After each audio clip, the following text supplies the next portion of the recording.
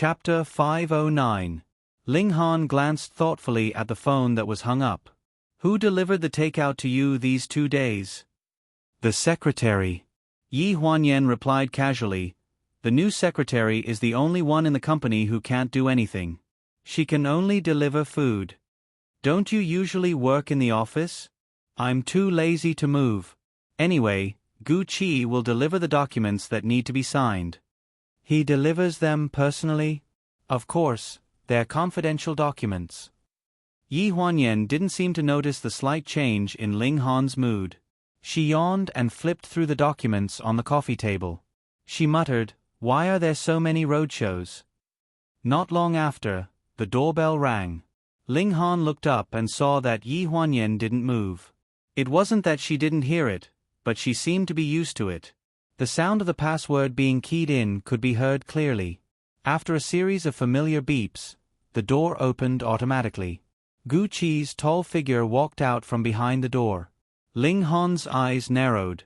Gu Qi glanced at him and put the 2 takeaways on the table.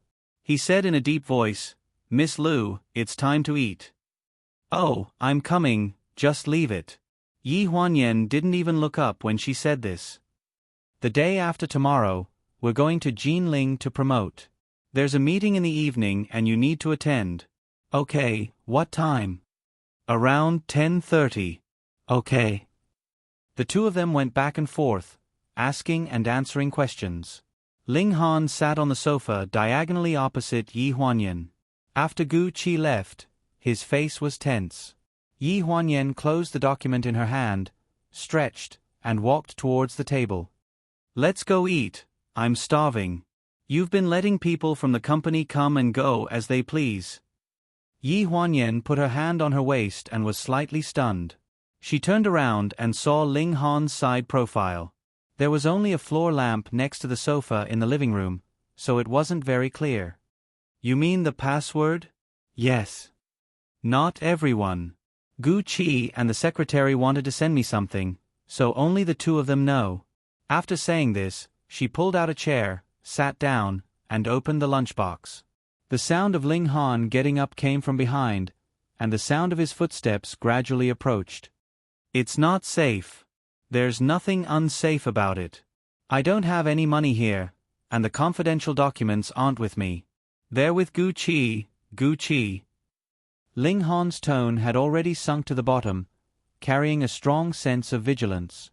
Yi Huanyan finally realized that something was wrong.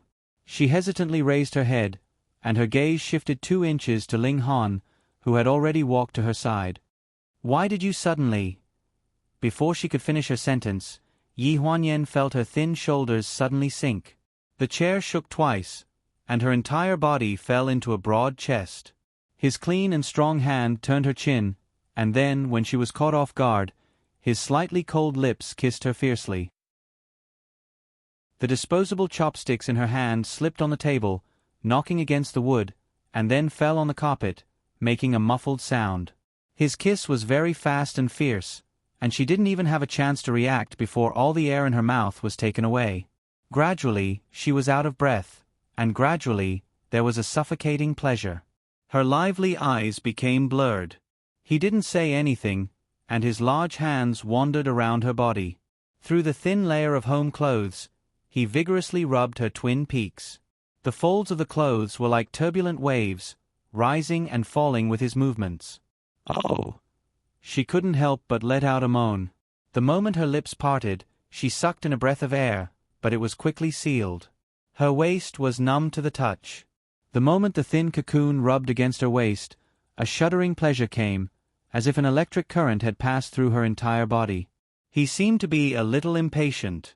While she was in a daze, he had already taken off her pants. A pair of large hands held her perky butt, and he carried her to the dining table. The marble surface of the dining table was reflective, reflecting the graceful figure of the woman and the actions of the man. "Ah!" Yi Huanyan couldn't help but cry out when the cold feeling came from below her body. She hurriedly hooked her arms around his neck, and her face was like a peach blossom, flushed red. "Why are you today?" "Oh!" Ling Han seemed to have made up his mind not to give her a chance to speak. He sealed her lips again, but his hands were not idle. With a click, the belt buckle made a crisp sound in the air. Following a muffled groan, the two were tightly glued together. Heavy breathing and the sound of copulation converged in the room. Yi Huanyan's home clothes buttons fell, revealing half of her slender white shoulders. One hand was supporting herself on the table behind her, and the other was hooked around Ling Han's neck. She was afraid that she would fall. Her entire body was controlled by him, and she couldn't stop even if she wanted to. It was probably since when he started doing acupuncture on him that the two of them hadn't done anything like this.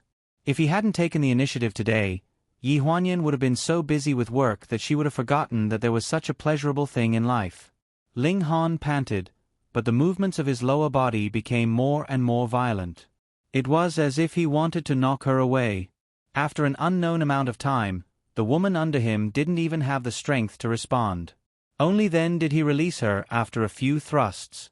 After that, Yi Huanyan leaned on his shoulder and was carried into the bathroom for a bath. The bathtub was full of hot water. After soaking in it, some of the swelling feeling disappeared. She leaned on the edge of the bathtub, letting Ling Han hold a towel and carefully wipe her back. "What's wrong with you today?" Yi Huanyan asked weakly. "Nothing. I miss you." "Don't tell me you're jealous of Gucci." Yi Huanyan hit the nail on the head. Sure enough, the movements on her back stopped. "It's true." She sighed and smiled. She tried to turn around, but someone pressed on her shoulder. "I'm not jealous. I'm scared." The muffled voice from behind made Yi Huanyan's expression freeze. Scared? In her impression, Ling Han didn't seem to have anything to do with this word. Ever since she had known him, he had always been high and mighty. He was born with an arrogant aura, looking down on everyone. Even when her parents had made things difficult for him in the Four Seasons villa, she had never seen him show any cowardice. This word should have nothing to do with him since he was born. The sound of water floated, and she felt a pressure on her shoulder. He hugged her from behind, his hands wrapped around her chest. She could hear his breath beside her ear, and the surroundings were filled with dense water vapor. "I'm scared. I, who have nothing, can finally understand how you felt 6 years ago. You were always worried that there would be someone by your side who could take you away. You were paranoid. You feel it." "Yes." Yi Huanyan's voice was a little bitter. They used to test each other, but they rarely thought about it from each other's perspective. This kind of test, even if they got the reaction they wanted, how much damage would it cause to each other's hearts? Suspicion, uneasiness, and fear came one after another. "Han. Yes. I'll change the apartment password tomorrow." Chapter 510. Gucci waited until 10:10 p.m., but Mr. Gu still hadn't arrived. His secretary urged him, "Do you want me to go upstairs and call Mr. Gu?" Gucci looked down at his wrist and said calmly, "No need, let's go straight to the meeting. Mr. Gu has been too tired for the past 2 days, so he's probably already asleep." The pre-screening of Remaining Life was scheduled for Saturday night. On the day of the pre-screening, all the actors were preparing to go to Jinling to promote the film. The leading actors included Su Nianhua and Shang Enren, the supporting actors included Chen Yin and the newcomer Baiyu, and the behind-the-scenes director and screenwriter Yi Huanyan had to attend. There had been a lot of things going on recently. Even though Yi Huanyan rarely left the apartment, he did stay up a few nights to promote the film, as well as to win some prizes for the activities on the day of the roadshow. By the time the meeting ended, it was already midnight. Those in the technical department who were supposed to be working overtime had already gone back to work. Gu Qi was the only one left in the office. After he walked out of the company building, he looked up at the top floor. The lights were dim and soon went out. He lit a cigarette and the smoke curled up. "Second brother." A man's voice came from the night sky. He was so scared that he trembled and dropped the ash on the ground. He turned around in displeasure, but when he saw who it was, he couldn't help but get angry. "Who is your second brother? You will be in the future." Someone licked his face and said flatteringly, "Second brother, when is Minmin coming back?" "What does it have to do with you whether she comes back or not?" "Of course it has to do with me. I have something to do, I don't have time to talk to you. Gu Qi impatiently put out the cigarette and threw it into the trash can next to him. He walked toward the garage without looking back. Song Xiaobo had been pestering him for a long time. After the incident at the villa, Gu Min went back to the Four Seasons villa and didn't come back. He knew his younger sister the best. As long as she returned to the Four Seasons villa, other than the walkie-talkie, she would not have any other electronic devices. Therefore, this hacker, who could be considered a god-level programming expert, could not do anything to her. Wanting to contact Gu Min was simply a fool's dream. He really looked down on this silly boy. He was a standard engineering guy who didn't know anything other than coding. Unfortunately, his sister was also this kind of person. Other than playing with rifles, pistols, and submachine guns, she didn't know anything else. If these two people were to live together, how would they live? He had already given Song Xiaobo a negative score, but this kid was very naive. Whenever he had time, he would pester him. He even set up Haiyan Media's access control to reject his facial recognition, but he still did not give up and waited outside every day. He was annoyed to death. Song Xiaobo followed him all the way to the garage. Gu Qi was really impatient. He turned around and said, "How many times have you seen Gu Min? Even if I manage to contact her, what can you say to her? Do you think she still remembers you?" Song Xiaobo pushed his glasses up. He was already dull, but now that he was stunned by Gu Qi's yelling, he was even more dull. Okay, don't bother me. Get lost." After saying this, Gu Qi got into the car and drove away. Song Xiaobo was left standing alone in the garage. He looked in the direction of the garage door and frowned. Even if they met, what should he say? Saturday morning. Yi Huanyan boarded the plane early in the morning and met up with the rest of the team at the airport to go to Jinling. Su Nianhua had recently appeared on a new singing variety show, and his popularity had risen. When he got off the plane, many fans greeted him at the airport and shouted Su Nianhua's name and slogans related to him. This scene reminded Yi Huanyan of his popularity when he held a concert 6 years ago. In the end, the security guard was afraid that there would be too many people at the airport and arranged for them to go through the Green Channel. At night, they waited in the theater lounge. Su Nianhua knocked on the door of Yi Huanyan's lounge with a worried expression. "What's wrong?" Yi Huanyan sat up and gestured for the makeup artist to leave first. Su Nianhua played the video on his phone to Yi Huanyan. "My assistant just gave me the video.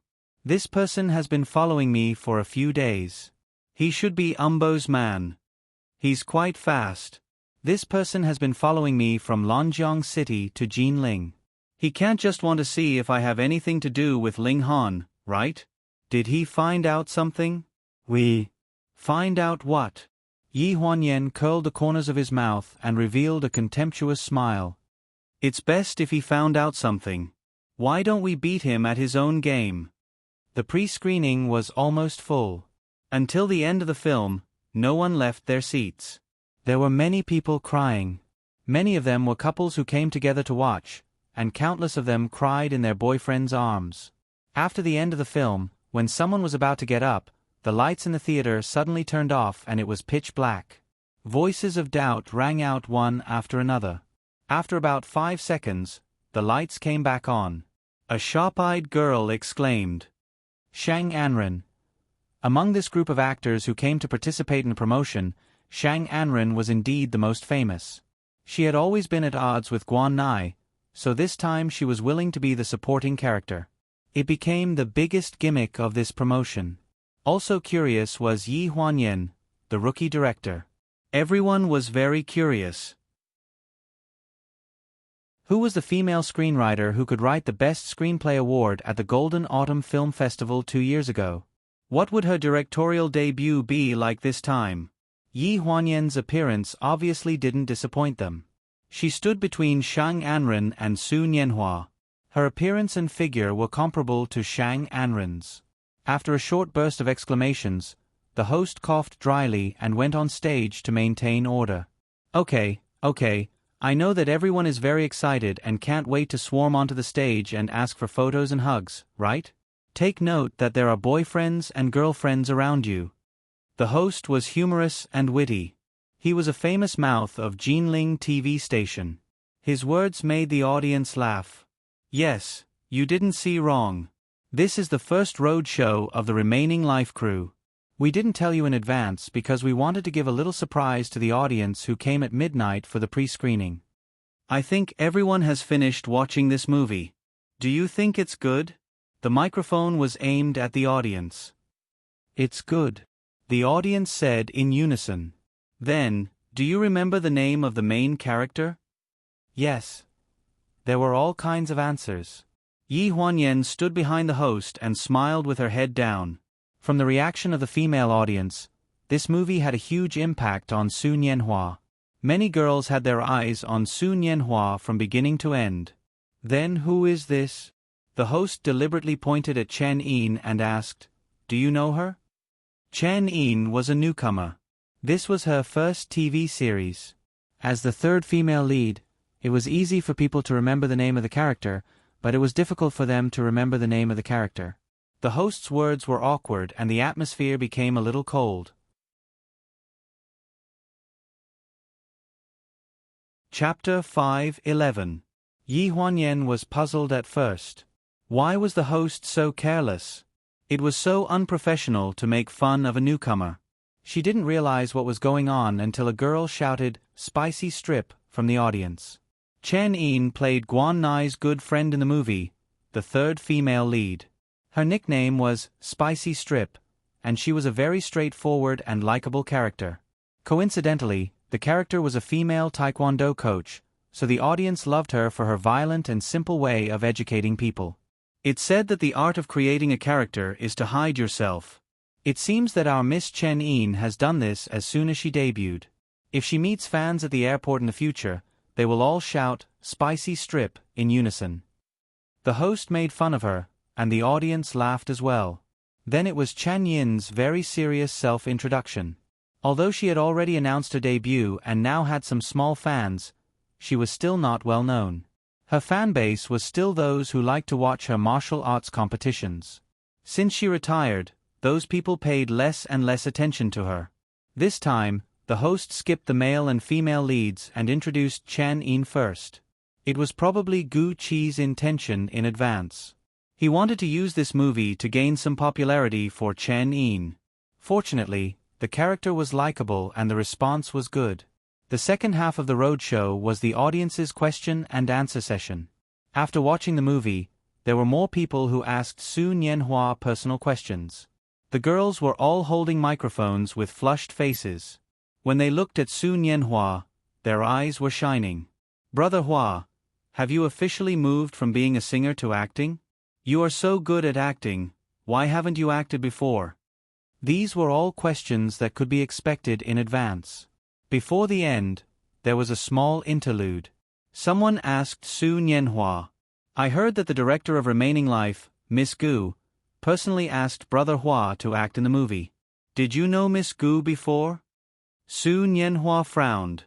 Just as he was about to deny it, a voice came from the side and cut off his words. "Yes, we were high school classmates and have known each other for more than 10 years. We have a very good relationship." The audience was in an uproar. Quite a number of people had previously seen the interview between Yi Huanyan and Su Nianhua. The chemistry between the two of them was extremely good, but when the program was broadcasted, Su Nianhua's popularity had not yet reached the heights after the movie, so it did not cause much of a stir. Previously, Brother Hua wrote a song for his first love. Could it be Director Gu? It wasn't strange for someone to ask this question. What was strange was that the person who asked this question was a man. Yi Huanyan glanced at the audience, a subtle light gathering in her eyes. The man who spoke seemed familiar.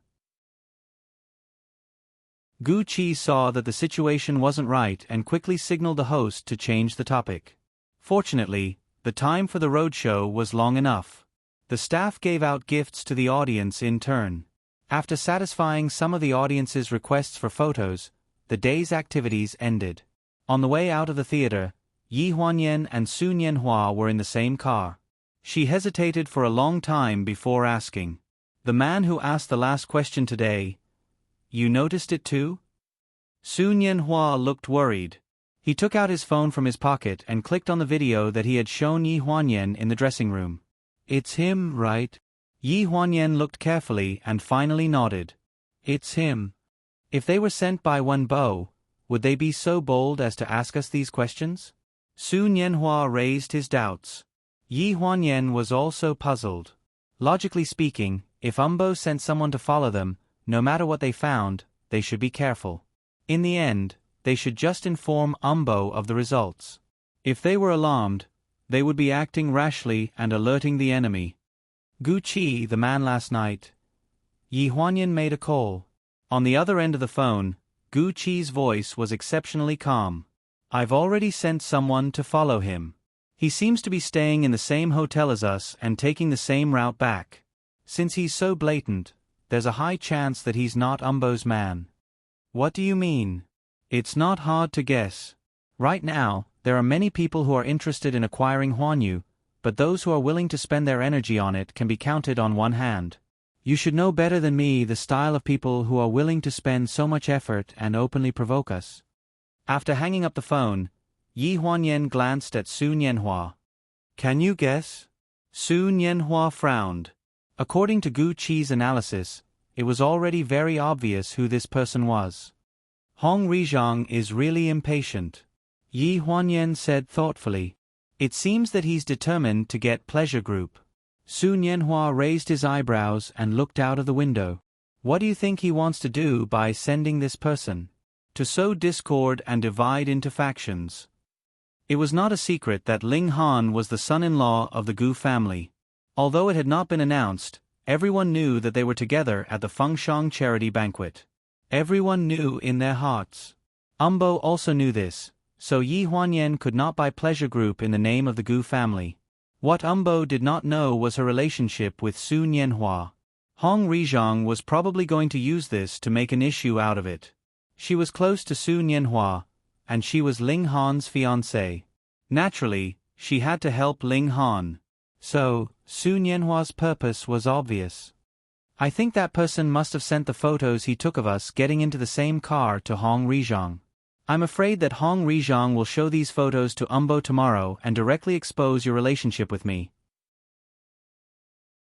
Yi Huanyan was very calm, which made Sun Yanhua's original worry disappear a little. You already have a way? Hong Rizhang must have already found out about our relationship. It's useless to explain. It's better to beat him at his own game. Lanjiang City. A ray of light appeared in the east. After Umbo woke up with the smell of alcohol, he was awakened by the woman next to him, who was only wearing a burgundy nightgown. Honey, someone is ringing the doorbell. Umbo turned over unhappily. It was very difficult for his old body to turn over. Go open the door when the doorbell rings. The woman next to him was in her early 20s. Hearing this, she yawned. I'm not going. Anyway, it's not looking for me. The last time your wife came here, I opened the door and almost scratched my face. What if it's her again this time? Umbo was sleeping soundly and the most annoying thing was being nagged. When he heard this, he suddenly turned around and glared at her, growling. Are you done? I provide you with food and drink. I can't even order you to open the door. If you don't want to stay here, then get out of here. The woman was scolded and didn't dare to say anything. After a long time, the quilt on her body was pulled away. Knowing that she had angered the old man, she quickly got out of bed and put on the clothes with a stiff face and a smile. I'm just kidding. I'll go open the door. Don't be angry. Not long after, the woman went upstairs and stood at the head of the bed looking at the old man's back. She bent down and hesitantly patted his shoulder.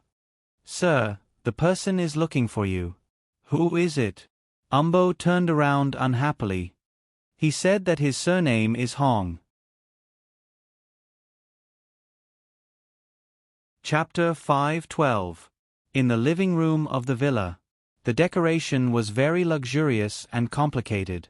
There were large clusters of flowers everywhere. It was obvious that the owner of the house did not have good taste. It could even be said to be tacky. The servant poured a cup of hot tea and placed it on the coffee table in front of the two of them.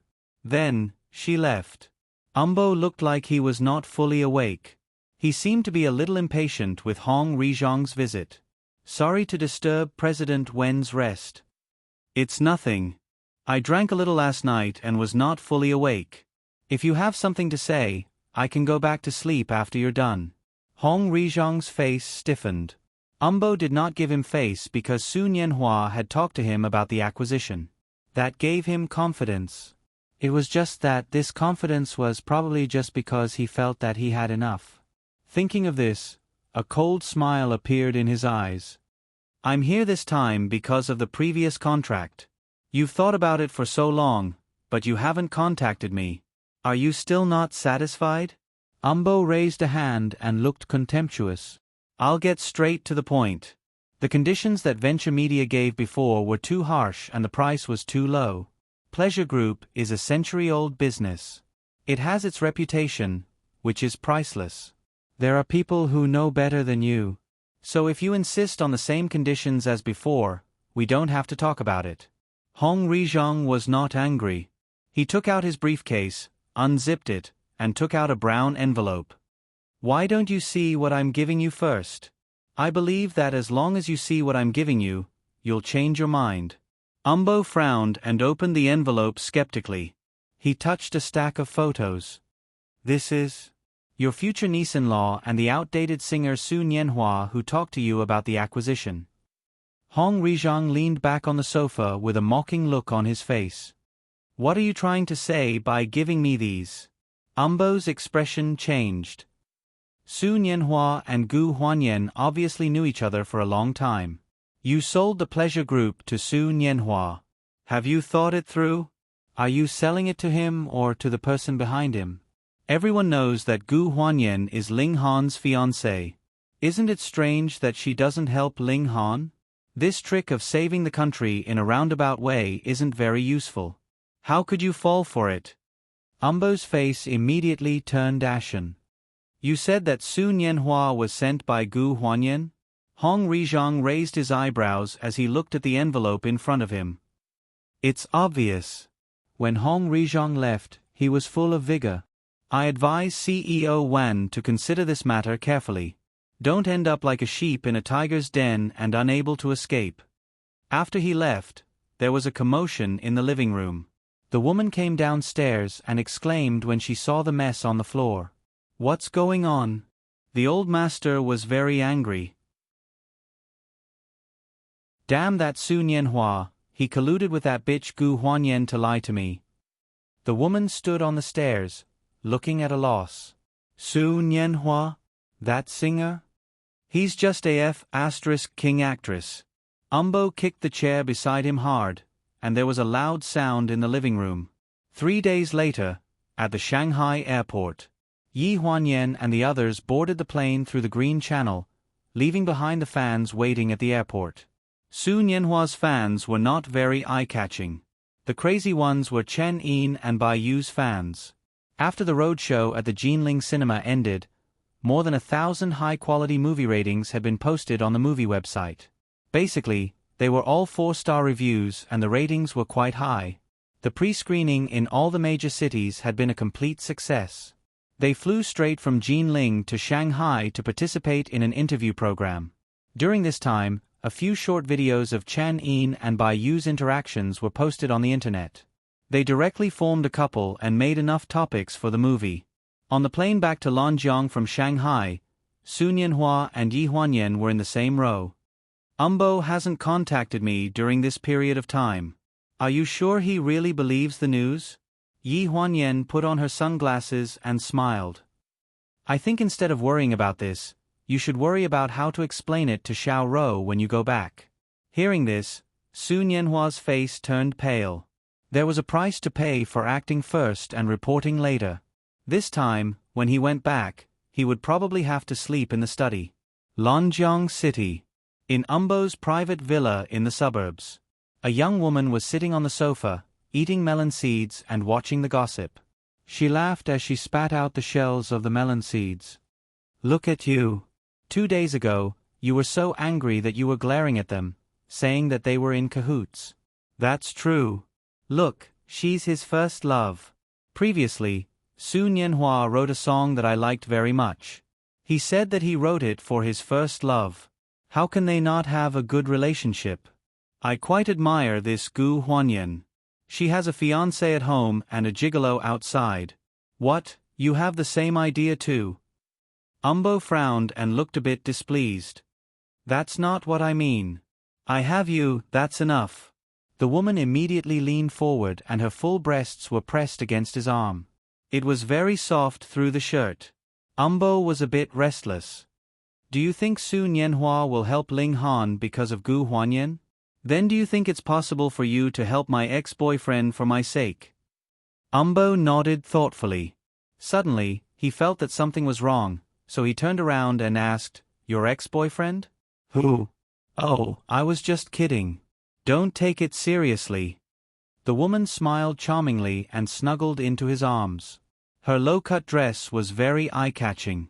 This woman was a stunner and had a set of skills in bed. Every time she could serve him, he couldn't stop. Umbo was not young anymore. His son was already middle-aged, but he still couldn't get over women. He used to have a lot of canaries outside, but then something happened and he was short of money, so he let them all go. Only this one was left, and he couldn't bear to let her go. She was like a mountain of gold and silver. Recently, a few scandals about Su Nianhua and the director of Remaining Life had been trending. Su Nianhua was a celebrity, and needless to say, Gu Huanyan was even more so. The script she had written before had accumulated a lot of fans. If it weren't for the fact that the hot searches were removed quickly, it would have been the talk of the town by now. Although the rumors were refuted in time and the public relations were good, such a small trick still couldn't escape his eyes. He just paid some sponsorship money to the media that had exposed the news before and everything was clear. Gu Huanyan actually had an affair with Su Nianhua. No wonder she had tried so hard to get him to star in a movie and make him popular. Maybe it was because of old feelings. Now that Ling Han had lost power, there were many people who wanted to hit him when he was down. The Gu family might not take him seriously. This second miss was obviously not easy to deal with. He didn't hear that she was married, but she already had a 5 or 6-year-old son. Her background was not very clean. Maybe the child was Su Nianhua's? Umbo thought to himself. If there was such a relationship, what was the possibility of her ex-boyfriend helping her current fiancé? As a man, he knew.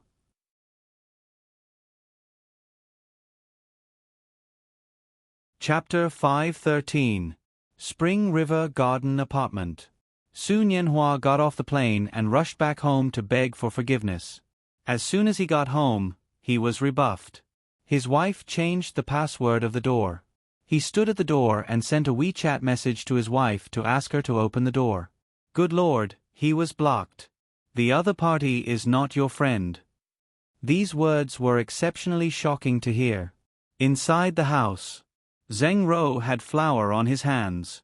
At the dining table in the living room, his obedient daughter, Jingjing, was doing her homework. However, her phone was pressed down on the homework book. Jingjing, I heard someone ring the doorbell. Go open the door and see who it is. Zheng Ro's voice came from the kitchen. Jingjing's mouth twitched as she called out in a drawn-out voice. Okay. Then, she ran to the door and stared at the doorbell in front of her for a long time. Just as she was thinking about how to turn off the doorbell, a suspicious voice came from behind. Jingjing, what are you doing? Why don't you open the door? She turned around and saw Zheng Ro with flour on his hands. He stood behind her and was about to walk past her to open the door. Don't open it. In a moment of desperation, Jingjing suddenly opened her hands and blocked the door like an eagle. Mommy, don't open it. What? Zheng Ro was confused. Why don't you move aside? Who is it? Did you see? It's a bad guy. As they spoke, Su Nianhua's voice came from the monitor. Xiao Ro, help me open the door. I'll explain the details to you when I come back. Zheng Ro frowned and quickly pulled his daughter's collar away. He wiped his other hand on his apron and opened the door. Hubby, why don't you come in yourself? Humph, bad guy. Before Su Nianhua could answer, a certain child who was being held by the collar had already unhappily pouted and roared at his father with bared fangs and brandished claws. "You bad guy, don't come to my house. What nonsense are you talking about?" Zhang Rou pulled Jingjing aside and helped Su Nianhua to carry the luggage in. She closed the door and did not take her daughter's words seriously. Su Nianhua glanced at his calm and composed wife, then at his flustered and exasperated daughter. He more or less understood his current situation. "Did you change the password?" He looked at Jingjing and squatted down. Jingjing turned her head away angrily. "I changed the password of my house. It has nothing to do with a bad person like you.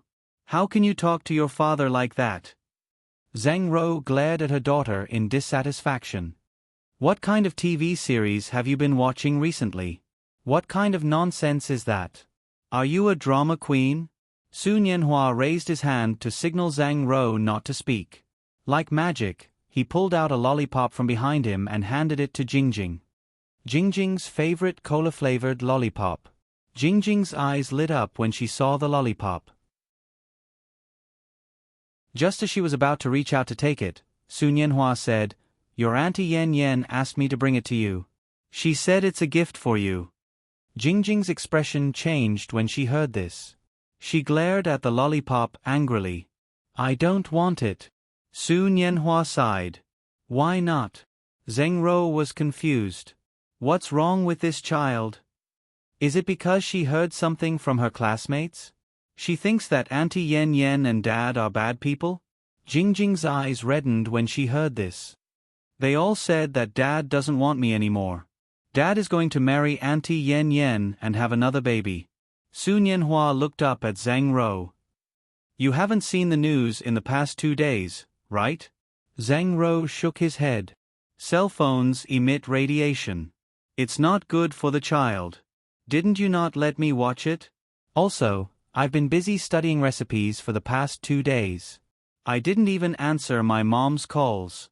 No wonder." Su Nianhua sighed silently. He stood up and patted Jingjing's little head. "Dad only has you and the baby in Mom's belly now. How can you doubt Dad so casually? And your Auntie Yan Yan. Didn't you say that you liked Auntie Yan Yan the most? Naneo always gives you snacks. Have you forgotten?" Jingjing sobbed and looked at Su Nianhua. She didn't understand. But what? "But they all said that the person Dad likes the most is Auntie Yan Yan, not Mom." The little girl cried even more sadly. Su Nianhua looked at Zhang Rou in a panic. Zhang Rou didn't seem to have much of a reaction. She just frowned and then smiled. This girl has watched too many TV dramas. Now she's sad. "Xiao Rou." "Okay." Zhang Rou took a deep breath, took off her apron, and handed it to him. "The dumplings are ready. Help me cook. No matter what the news is, I can roughly guess. I'll solve my daughter's problem. This little girl doesn't tell me anything now. She knows how to hide things from me at such a young age and act on her own." After saying that, Su Nianhua was stuffed with a pink apron stained with flour. Zhang Rou bent down and carried her wailing daughter to the bedroom. She was 5 months pregnant and her body was a little weak. She had to support her waist. Her back was very gentle. Bathed in the afternoon sun, she looked very warm. His original worries disappeared in an instant. Su Nianhua stood in the same place and smiled as he looked at the backs of the mother and daughter. The person he liked the most? Being questioned by his own daughter why the person he liked the most wasn't her mother made him feel a little sad. He felt sad for himself, and even more so for Zhang Rou. After so long, if they still didn't know who the other party liked the most, then these 6 years of being husband and wife existed in name only. Zheng Rou was also confused, angry, and unwilling. Even now, she still didn't see Yi Huanyan. There was definitely a gap, but it wasn't with him. That was enough. He didn't ask his wife to tolerate the whole world. It was enough that she just had to tolerate him. When the dumplings were in the pot, Zhang Rou's voice came from the bedroom. She gently guided her daughter and gradually calmed her crying. "How could Daddy not like Mommy? Daddy likes mommy the most. Then what about Auntie Yen Yen? Auntie Yen Yen is just Daddy's friend, just like how Uncle Remy is mommy's friend. Jingjing, do you think mommy likes Uncle Remy more than Daddy? But Uncle Remy is ugly. You can't say that about Uncle Remy. Anyway, a person can like many people in their life, but the person you choose to be by your side in the end is the one you like the most. A lifetime. What's a lifetime? When Jingjing grows up and has someone she likes, you'll know. Jingjing has someone she likes the most. Who? Naneo. Jingjing likes Naneo the most. Can it be someone else, baby? After a certain someone in the kitchen heard this conversation, the corners of his mouth curled up and he smiled helplessly.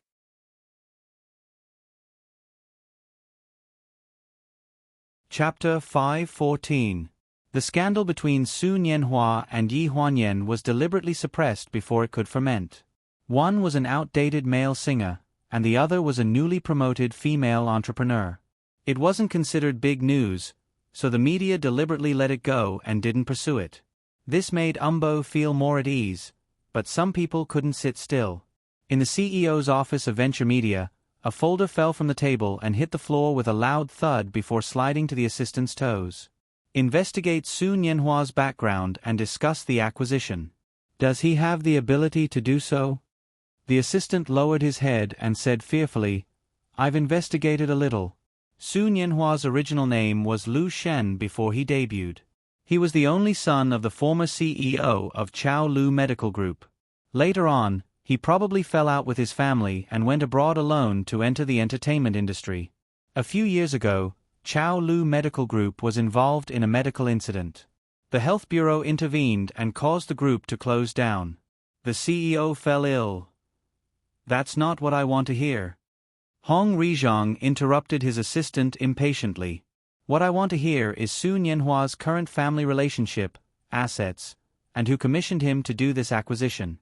Pleasure Group is such a big pie. Can a down-and-out son like him eat it? The assistant shuddered in fear. After Hong Rizhong finished speaking, he snapped back to his senses and said with a trembling voice, I'll investigate now. The sound of the door closing echoed in the office, and the things on the table fell to the ground with a crash. Hong Rizhong placed his hands on the table, his expression extremely gloomy. No one could take away what he wanted. He had to get it even if he had to resort to unscrupulous means. After returning to Lanjiang City from Shanghai, Yi Huanyan returned to Haiyan Media to work overtime. There were still many details to be settled on for the movie. After the meeting ended at night, Gu Qi and Yi Huanyan stayed in the meeting room to discuss the follow-up matters. It was already late at night. I was so busy that I didn't even have time for dinner. Yi Huanyan glanced at the night sky outside the window and sighed. After the movie ends, I'm going to take a break. You should have a good rest. How are things at the villa? Yi Huanyan asked. It's still under renovation. My brother said that we should take advantage of this opportunity to move all the places that were originally going to be renovated to one side, so that we won't have to endure the noise when we move in. All right, that's good too. My parents can stay in China for a while, but my brother and Xiao Yu's wedding will probably be postponed again. Yi Huanyan stood up and rubbed her stomach. Let's go for supper. Gu Qi smiled. I happen to know a small shop that has a very good business. If you go there at this time, the stall should still be open. It's near the old house, so it's convenient for you to go home and rest tonight. Really? Yi Huanyan's eyes showed some surprise. Compared with Ling Han's, I'll take you to a place to eat, she preferred Gu Qi's words. A stomach that was used to eating roadside snacks was a bit out of place for Ling Han, who liked exquisite restaurants. A roadside stall was more suitable for her. The stall that Gu Qi mentioned was 2 streets away from the old house.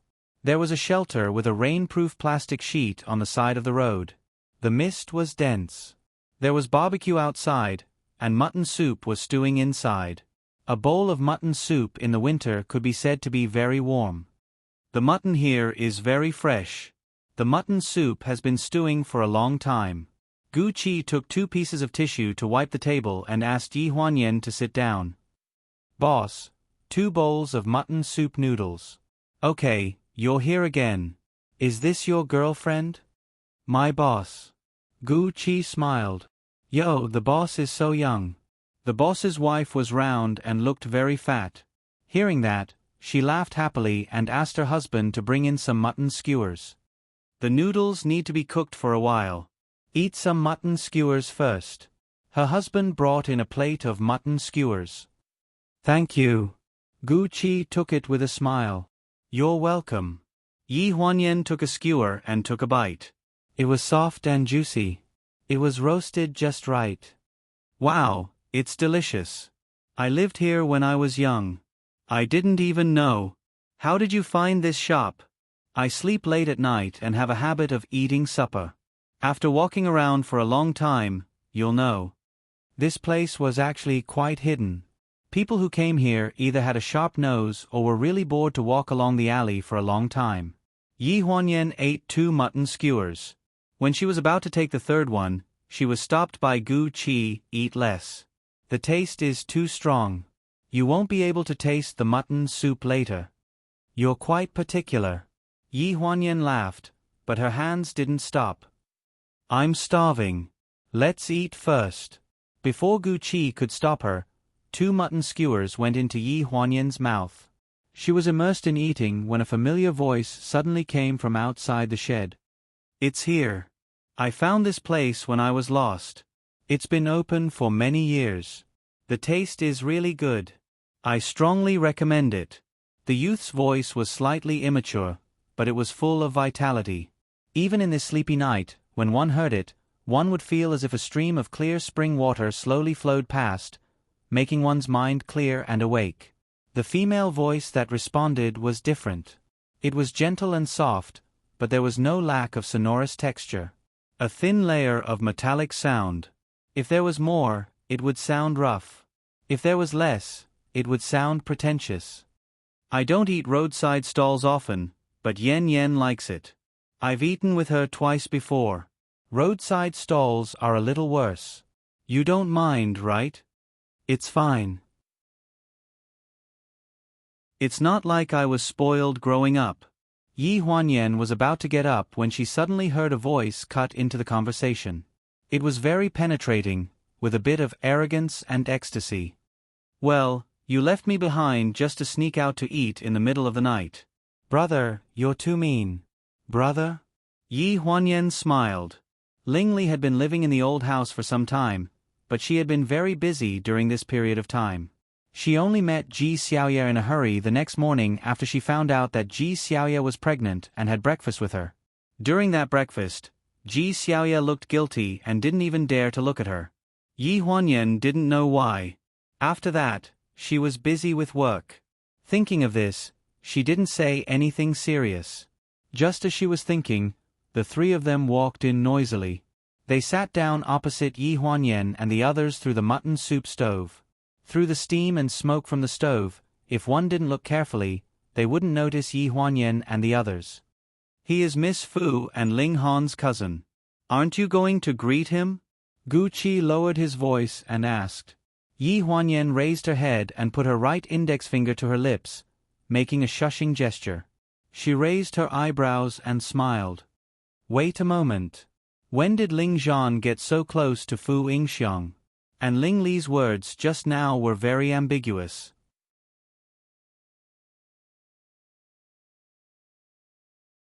Chapter 5:15.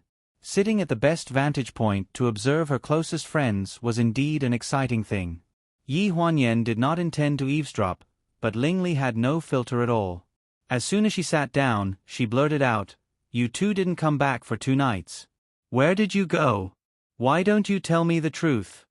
You didn't sleep for the whole night. How do you know we didn't come back for the whole night?" Ling Zhan retorted angrily. She could see his slightly red face through the steam. "Yeah, I didn't sleep for the whole night. Coincidentally, your sister played games for the whole night. There was no sound outside the house at all." Okay, you're just a little girl. Why are you asking so many questions? If you ask again, hurry back to America. Tisk brother, you're anxious. Ling Li blinked and stood between the two of them. Just as she was about to sit down, she suddenly exclaimed in a tone full of disdain. "This place is too dirty. Brother, you should have brought Sister Xiao Ying here to eat. You deserve to be single." Yi Huanyan did not notice that Gu Qi's eyebrows trembled when he heard this sentence. There was a moment of stiffness in his eyes. Yi Huanyan lowered her head and smiled. At this time, the mutton noodle soup was served. The figure of the lady boss blocked their view, so they could not see Ling Zhan's table. Ling Zhan blushed, which was rare for him. The night before, he and Fu Yingxiang did not go home. In the past, he felt that there was no such thing as fate in this world. Everything was created subconsciously by people. But after meeting her, he suddenly felt that this thing might really exist. From meeting by chance at the airport, taking the same taxi to the same place, to living under the same roof every day, to the celebration at the bar after the academic conference, and meeting her again, all of these were coincidences. But when there were too many coincidences, it became fate. "Aren't you going to say hello?" Gu Qi asked. Yi Huanyan was eating noodles and shook her head when she heard this. "Eat the noodles first. It won't make a difference." Gossip was more important than anything else. From the moment Ling Li started to make jokes, Ling Zhan's somewhat impatient attitude clearly showed his attitude. But from the start to the end, Fu Yingxiang did not express her opinion. Actually, it was no wonder. The age gap between the two of them was not small, and from the way Fu Yingxiang looked at it, she did not like Ling Zhan's type. Therefore, Yi Huanyan wanted to study it a little longer. "Why do I feel like everything has changed after we went on a road trip?" Not long ago, Fu Yingxiang said that she was tired of living in China and wanted to go back to Macau.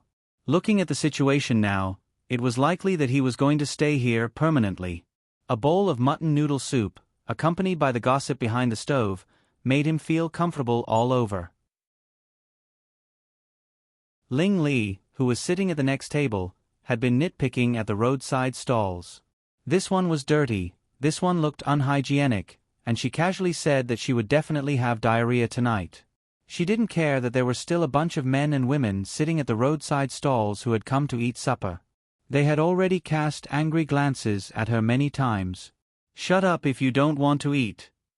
Ling Zhan finally couldn't stand her sister's nitpicking and couldn't help but scold her. "I'm just saying. If your stomach is not very good, it's better not to eat the food here. I have pastries in my room that my friend brought over yesterday. You can go back and eat them as supper."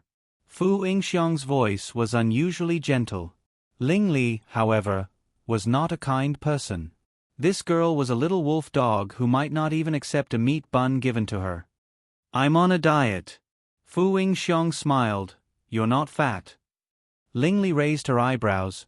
Women always say that others are not fat. In fact, it's a kind of psychological competition. You have more self-control than anyone else when you eat. For example, you look at the 20 mutton skewers, but in the past 10 minutes, you only ate this one. To be precise, you only ate one bite. "Ling Li, are you done?" Ling Zhan interrupted Ling Li and looked nervously at Fu Yingxiang. She was still calm and collected, with a wisdom and magnanimity befitting her age. She didn't take Ling Li's provocation to heart at all. Instead, she put down the mutton skewers in her hand and smiled. "I just think that if I eat too many mutton skewers, it will affect the taste of my mutton noodle soup later." "Do you dare to say that you can eat an entire bowl?" "Depends on my mood." "SK," Ling Li's face was full of disdain. "If you're a woman, you won't even dare to eat such a big bowl of mutton noodle soup. Do you still want your figure?" Hearing this, Yi Huanyan subconsciously lowered her head to look at the bottom of her bowl with half a mouthful of noodles left. She silently placed her chopsticks on the bowl and revealed an embarrassed smile to Gu Qi. "Diet is not the only way to maintain a figure." Fu Yingxiang smiled. "If you know where your brother and I went the night before yesterday, you won't ask me this question." "Where?" Ling Li stared at her with her round eyes. "Let's talk about it after you finish this bowl of noodles." Fu Yingxiang's expression was a little mysterious. She smiled and took the bowl of noodles from the owner's wife. She glanced at Ling Li meaningfully. Ling Zhan on the opposite side had already handed over the disposable chopsticks and glared at his sister fiercely. Since Ling Li moved into the old house, Ling Zhan glared at him so often that he felt his eyes ache every night before he went to bed. "Why are you so sneaky? There must be something going on between you two." Ling Li curled her lips.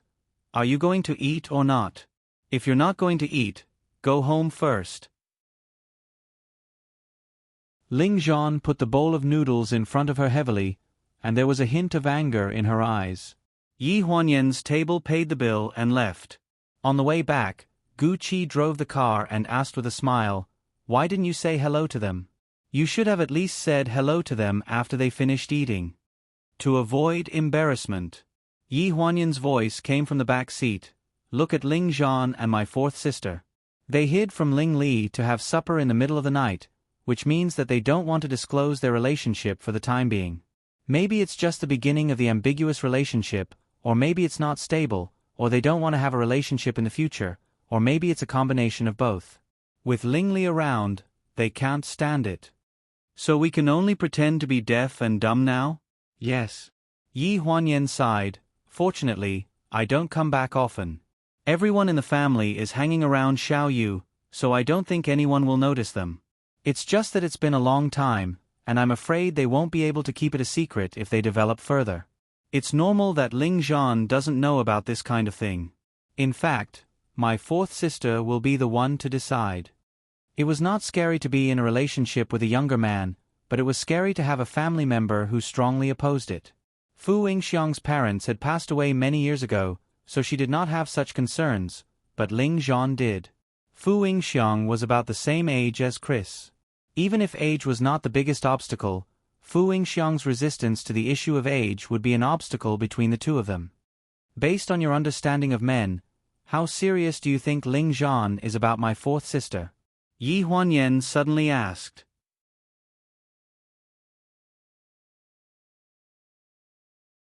Chapter 5:16. Gu Qi's expression was reflected in the rear-view mirror. When he heard Yi Huanyan's question, he was stunned for a few seconds. "You should be more familiar with Ling Zhan than I am." "But I'm not a man." From a man's point of view, Gu Qi took a deep breath. "I think I need to understand the process of how he met Miss Fu and the time they spent together. I need to know the details of what happened between them before I can make an accurate deduction. How about a rough deduction? On a scale of 1 to 10, how would you rate it?" 10. Yi Huanyan frowned and showed a surprised expression. "Why? He is young and hot-blooded. He has never been in a relationship before. When it comes to his first relationship, he is always so serious and selfless. That's what I felt just now. Even in front of his closest sister, he is so serious about protecting Miss Fu. Young and hot-blooded. Indeed, you can't deny the hot-bloodedness and seriousness of a relationship.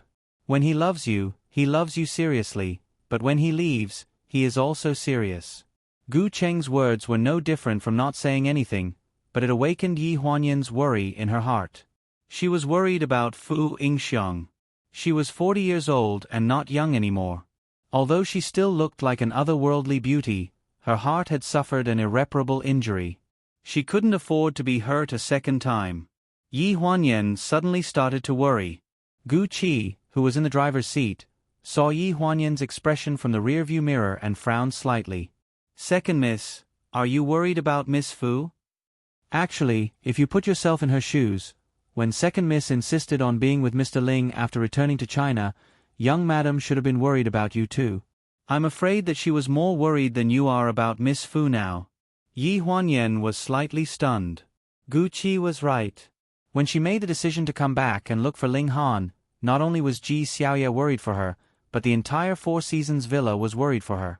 At the end of the day, when it came to matters of the heart, be it happiness or unhappiness, joy or sadness, it was something one was willing to bear. Other people could not make any decisions. After thinking it through, Yi Huanyan let out a sigh of relief. It was late at night. When he returned to the old house, the full moon was already hanging high in the sky. The night was dark.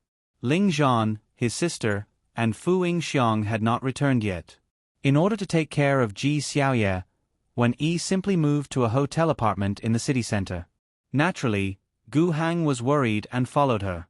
Chen Yin had just become popular these 2 days and was busy with live streaming, so there were not many people left in the old mansion. When he stepped into the courtyard, there was not a trace of light in sight. It seemed a little desolate. Yi Huanyan took a deep breath. She did not expect that when she returned, no one would come out to greet her. When she left, this place was crowded, but when she returned, it was so empty. The noodles are too bland. A tender voice came from the direction of the small kitchen in the courtyard. Yi Huanyan paused and looked in the direction of the voice. Only then did she see a flickering light in the direction of the small kitchen. She was slightly stunned. Stepping on the snow on the ground, she walked toward the small kitchen. Through the window, she could faintly see a figure in the kitchen. Nanao was sitting on a small stool. In front of him was a bowl of freshly made noodles, which was steaming hot, on the short table in front of him. He took a bite and complained about it.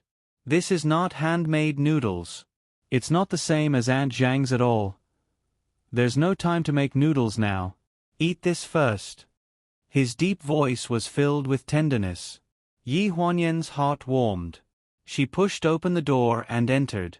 "If you continue to spoil him like this, what will happen?" The father and son sitting behind the short table raised their heads at the same time, revealing astonished gazes. Nanao was the first to cry out in surprise. He threw down his chopsticks and threw himself into Yi Huanyan's arms. "Mommy, you're back." Yi Huanyan staggered when he bumped into her. She helplessly patted his little head. "When I wasn't around, you bullied your daddy like this. Did you forget what I said before I left?" "No, I didn't." Nanao pouted and said aggrievedly, "It's because Daddy's noodles are too disgusting. They're not handmade noodles. And they're really bland. I'm sure he didn't put any salt." "How disgusting can it be? It's just a bowl of noodles." Yi Huanyan scratched her son's nose. "Don't complain first." Ling Han also stood up. He was wearing a light gray sweater with his shirt collar exposed. He matched it with a pair of comfortable beige home pants. When he saw Yi Huanyan come back, he was originally happy. However, after being criticized by his son, he suddenly felt a little embarrassed. The appearance of this bowl of noodles was really not good. It was soft lying in the bowl. It was obvious that it had been cooked for too long. The noodles were lumpy, and even the leaves of the vegetables were yellow. It was very disgusting to look at. "It's my fault for not being a good cook. Tonight, Aunt Zhang went home after making dinner. There aren't many people in the old mansion. Nanao said he was hungry, so I cooked. Otherwise, I wouldn't let him eat this. It's the middle of the night. You really know how to pick a time." Yi Huanyan scratched her son's nose. "Okay, don't make a bitter face. I'm back.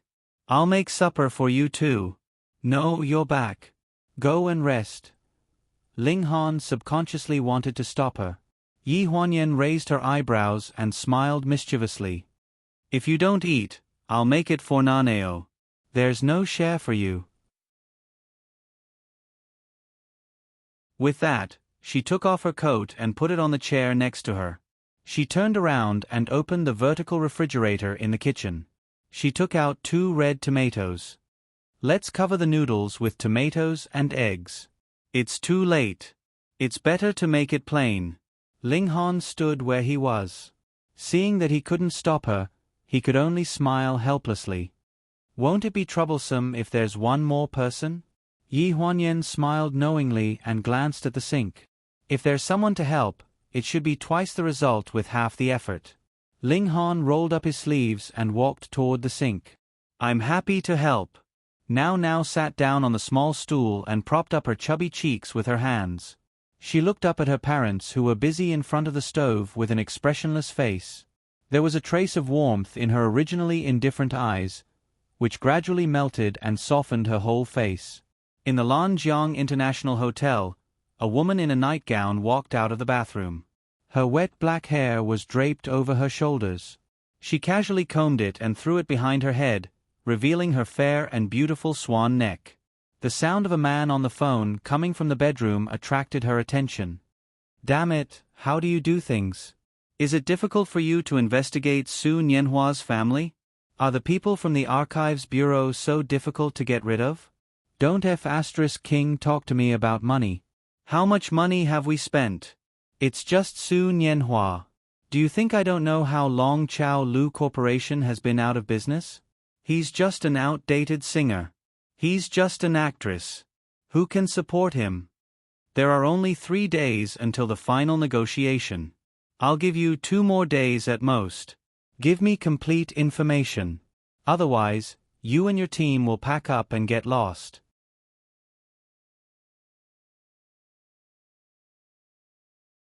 Chapter 517. The yes-man on the other end of the phone made Hong Rizhong more and more irritated. When he hung up the phone, he slammed it on the ground. However, the bedroom was covered with a thick carpet. Except for a muffled sound, there was no other sound. The fall did not show any momentum. Instead, it made him feel even more suffocated. Do you have to be so angry? A woman's coquettish voice came from the door. Hong Rizhong turned his head and saw the enchanting figure leaning against the doorframe. She was wrapped in a pure white bathrobe, revealing half of her white shoulders. Her face was very pure, and there was a mature charm in this innocence. She was looking at him with shimmering eyes. Hong Rizhong only felt his throat tighten, and his heart rippled. It's about the company. Let's not talk about it. Come, sit. As he spoke, he patted the spot beside him. The woman stepped on the carpet barefooted, casually wiping her wet hair. When she walked towards Hong Rizhong, it was as if she was defenseless. Her gait was light and graceful. Just as she reached the bedside, she cried out in surprise. She was pulled over and pressed on the bed. His impatient hands reached into her bathrobe and violently ravaged her breasts. In a panic, the woman turned her head to avoid his kiss and groaned, "Why are you in such a hurry? Wait a minute. Did something happen to the acquisition?"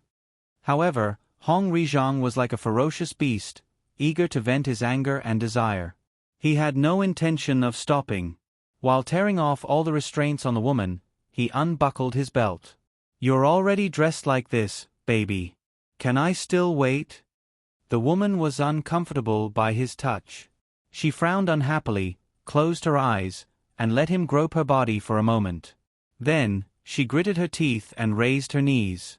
A man's muffled groan echoed in the room. It was very mournful, and one could hear that it was full of pain. Hong Rizhong covered his lower body and squatted on the edge of the bed. He looked up at the naked woman on the bed in disbelief. "Bitch, you cur." The pain came in waves, leaving him no room to fight back. He could only cover his crotch and couldn't move. "Whether I'm horny or not is my business. Whether I sleep or when I sleep is up to me. If you want to force yourself on me, why don't you look in the mirror and see what you look like? Disgusting." The woman's voice was full of disgust. She got up from the bed unhurriedly and showed a contemptuous look at the man under the bed with a cold face. Then, she felt for the man's suit jacket beside the bed and took out the cigarette box and lighter with ease.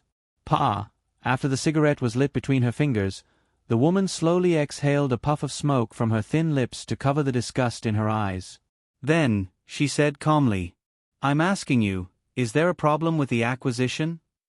At this moment, Hong Rizhong's pain subsided slightly. He stood up with difficulty and clenched his fingers. "You still have the nerve to ask me? If you hadn't told me that Pleasure Group was unable to fight back and that no one in Lonjiang City would take the risk of offending the Gu family to acquire Pleasure Group, I would have done it. Now, Su Nianhua has appeared out of nowhere. That outdated singer? Yi Huanyan's old lover?" The woman sneered. "He's just a paper tiger. What do you think he's capable of?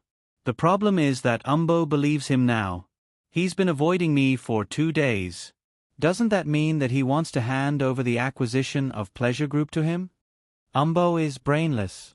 He dared to cut off his own path of retreat just because he gave him some empty promises. You should tear Su Nianhua's face open and let him see what it means to have a good appearance. Tear? How? Hong Rizhong's face darkened. The pain had almost disappeared, but the waves of pain still reminded him that the woman in front of him was a poisonous scorpion and not a kind person. He clenched his fingers and said angrily, "Compared to this, shouldn't you explain to me what you meant just now? I'm the one who provides for you. How dare you lay a hand on me? Do you think I'm one of those prostitutes who sells her body to accompany you?" The woman's expression changed and she glanced at him unhappily. "That's not the deal I made with you. Are you telling me that the acquisition of pleasure group is the right way to go?" Hong Rizhong sneered and pushed the woman onto the bed. He grabbed her chin and scolded, "You call that a deal? You don't know how many women are dying to be taken care of by me. Don't be king whore. When I took you out of the nightclub, you begged me to *ck you. You're *tch who grew up in a brothel. If you're not king whore, who is?"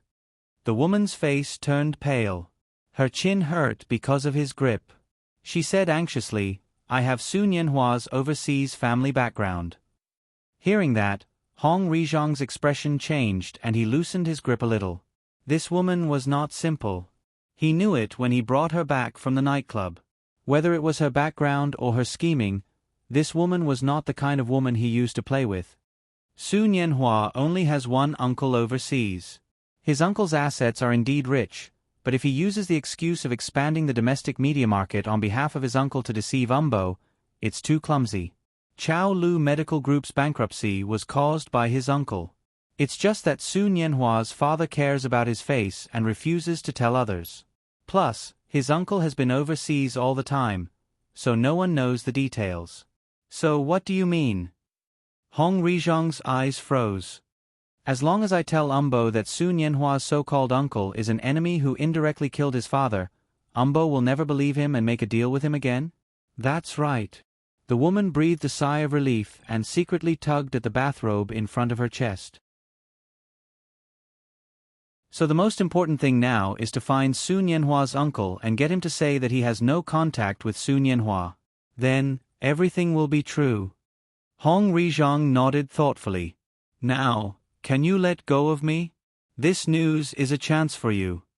The moment the force on her chin suddenly tightened, the woman screamed and struggled. What are you doing? Hong Rizhong sneered and returned to his previous contemptuous expression. Gu Duo, do you still think you're the second daughter of the Gu family? At the end of the day, you're just a prostitute. If you don't rely on me now, can you survive in Lonjiang City? Don't talk about giving me this little information. Even if you really have the ability to directly help me win the pleasure of pleasure, I still have to *ck you. After saying that, the sound of cloth tearing rang out in the air. The silk panties were torn into pieces in his large hands. The huge thing under the belt that had long been unbuckled directly entered. A shrill cry rang out in the room. Ah! You're still so tight even after doing it so many times. Baby, you're really a stunner. The man's obscenities brushed past her ears. Her slender fingers gripped the bed sheets beneath her.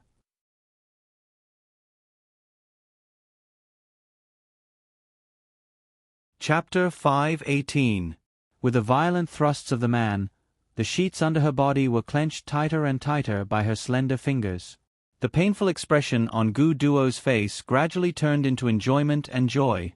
She arched her body and catered to the man on top of her, but closed her eyes, as if she was feeling something else. She looked obsessed. At dawn, Yi Huanyan walked out of the bedroom and stretched. The opposite window happened to open, revealing Ling Han's figure. Morning. The two of them spoke in unison. After supper last night, Naneo made a fuss about wanting to sleep with his mommy. The bed in the room was big enough for 3 people to sleep, but he insisted that his daddy snored at night and refused to sleep with Ling Han. Yi Huanyan had no choice but to sleep in Naneo's room. Not long after she fell asleep, she heard a noise in the courtyard. Fu Wingxiang and the others came back. Ling Li's voice was the loudest. He exclaimed, "The smell of scrambled eggs with tomatoes, who turned on the fire?" In the end, He was probably patted on the head by Ling Zhan, so he calmed down and went into the room to rest. I'm going to prepare breakfast. Do you want to help? Yi Huanyan turned around and closed the door to prevent the cold wind from blowing into the room and freezing the little tyrant of the family. While they were talking, Ling Han had already opened the door and came out. His low voice echoed in the snow-covered courtyard, with a bit of winter chill. What can I do? What can I do? Cut the radish or something. Yi Huanyan turned around and smiled gently. Yes. The basement of the old house was connected to the floor heating. From every room to the kitchen, it was as warm as spring. Because there were no elders living in the old house recently, after cooking, they didn't bring food to the dining room. The two sat down at the small table where they had supper last night. Each of them had a bowl of assorted ham congee and were very satisfied. The first one to sneak in was Ling Li, who had a sharp nose. As soon as he entered the house, he started shouting, "Great! You guys gave me special treatment behind my back. I told you that someone secretly opened a fire in the kitchen last night. Yi Huanyan, why didn't you tell me you were coming back?" Yi Huanyan looked up at her and said with a smile, "Let me tell you. Will you pick me up at the airport or just wait at home for me to cook for you?" Ling Li raised his eyebrows. "Don't tease me. My brother doesn't know anything. All he does is hold a bowl and wait for you to cook." "Hey," Yi Huanyan corrected Ling Li. "Your brother actually contributed a lot to today's meal. He contributed half of it. It could be said that he cooked it all by himself." "Ah." Ling Li had already walked to the stove and was about to scoop the congee. When he heard this, he frowned nervously. "Can we still eat?" Ling Han looked up at Ling Li's back and said, "You still have time to choose to go back to sleep." "I'm just kidding. Let's eat. Aunt Zhang is on vacation for the new year and we don't know when she'll be back. Yi Huanyan doesn't know how long she'll be on vacation this time. We'll eat as much as we can. When it gets cold later, we won't be able to order takeout." "You make it sound so tragic. Why didn't you consider learning to cook yourself? You're still lazy." After Yi Huanyan said that, she exchanged a look with Ling Han. Ling Han continued, "Lazy to the point of becoming a demon."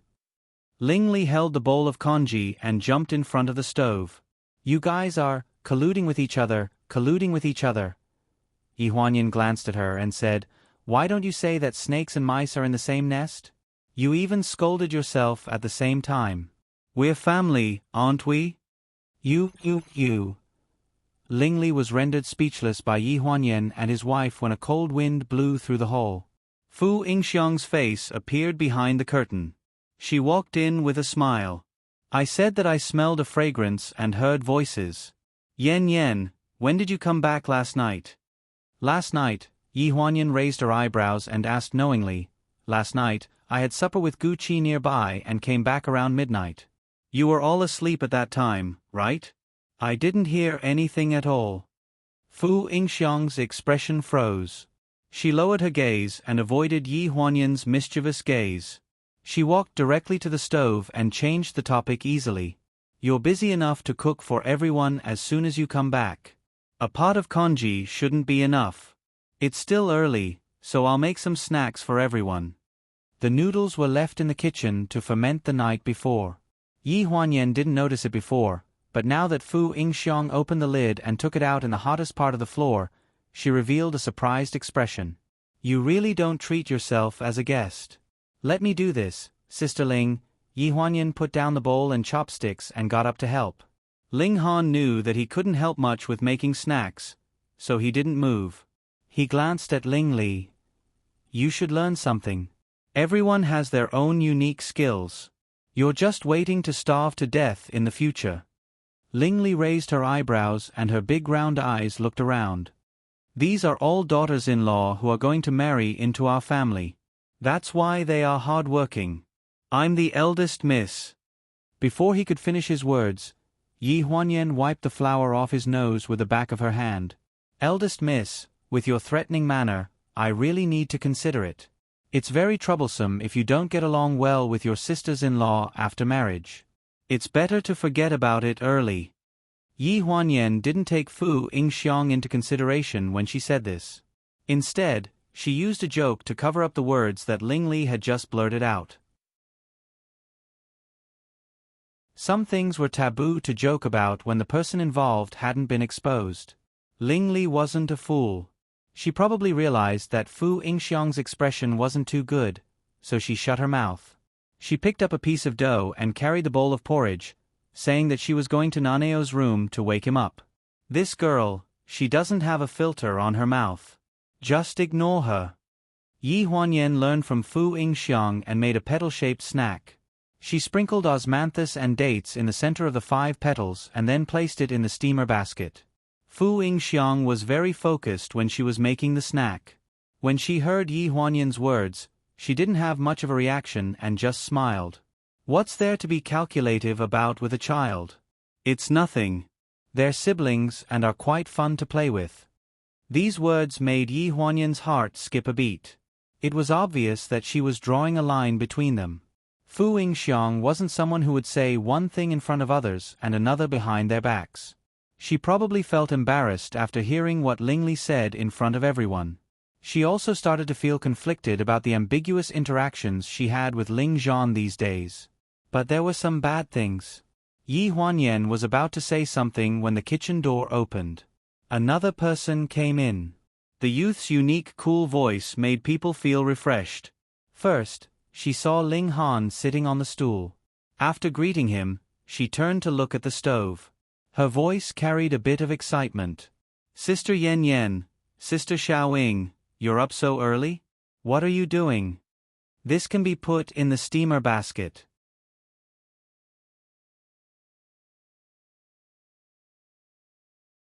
Chapter 519. Fu Yingxiang obviously ignored Ling Zhan. She even hurriedly put the half-formed desserts into the steamer basket. Then she hugged the steamer basket, turned around to avoid Ling Zhan's line of sight, and walked towards the stove that was already steaming. Let me help you. Ling Zhan did not see anything strange, so he hurriedly bumped into the muzzle of the gun. No need. It was a very polite but distant response, which was equivalent to not responding at all. Fu Yingxiang was very skillful.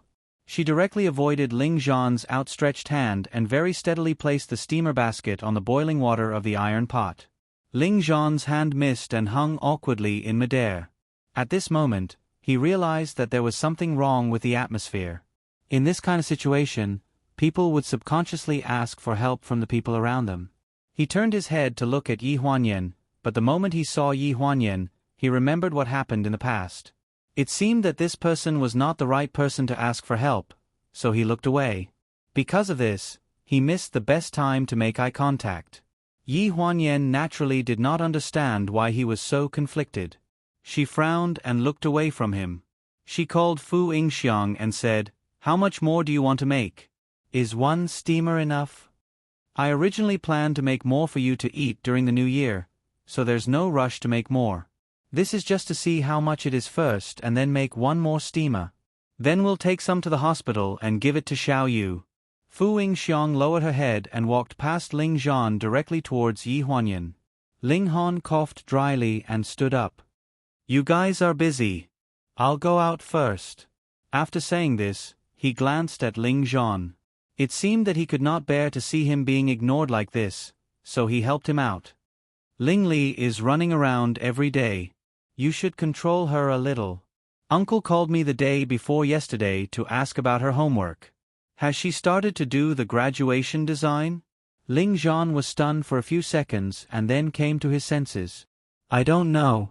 She is not inspired every day. In fact, she probably did not study hard in her major. In university, she was busy with the club. She was annoyed that my mother always kept an eye on her graduation design at home, so she came back to lie low. Then I suggest you persuade her to come over to help make desserts, and then go to the hospital." Yi Huanyan suddenly interrupted with a meaningful look on her face. "After all, my old lady isn't good at anything else, but she's good at jewelry." Ling Zhan was stunned for a moment and then suddenly came to his senses. Yi Huanyan's mother, Wan Yi, was not good at making jewelry. She was a master. If she was willing to tutor Ling Li for 2 days, her graduation design would be miles ahead of her peers. Ling Zhan did not care about his sister's graduation design, but he was grateful that Ling Han and his wife helped him out. Hearing this, he hurriedly pretended to be enlightened and hurried out of the kitchen to find Ling Li. Only Yi Huanyan and Fu Yingxiang were left in the kitchen. "Sister Ling, what do you think of my work?" "It's very good. In fact, it would be faster if you had a mold. We can do it in batches before the new year. I will order a mold." Yi Huanyan put the newly formed dessert in her hand into a new steamer. She looked at Fu Yingxiang, who was obviously absent-minded at this time, and pretended to be casual. "Sister Ling, during the new year, we are in the suburbs. We can set off firecrackers. It is very lively. The city center is even more lively at night.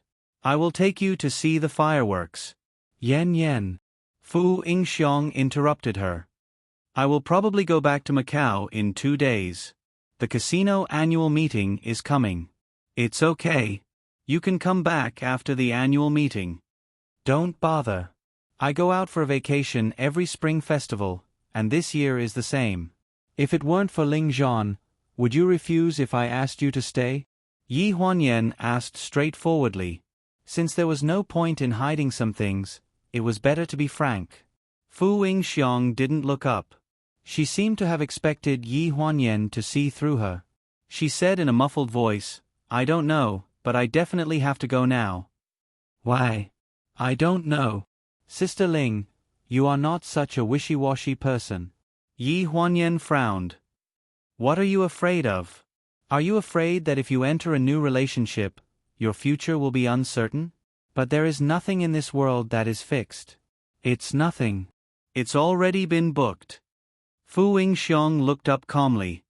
"I don't have the energy to guess whether it is fixed or not. My life is very good now, so I don't need to make any changes." That's it. For the first half of her life, she had always thought that her marriage with Gu Xinian was fixed. Even when he brought Su Ku to tell her to break off the engagement, she didn't doubt that it was fixed.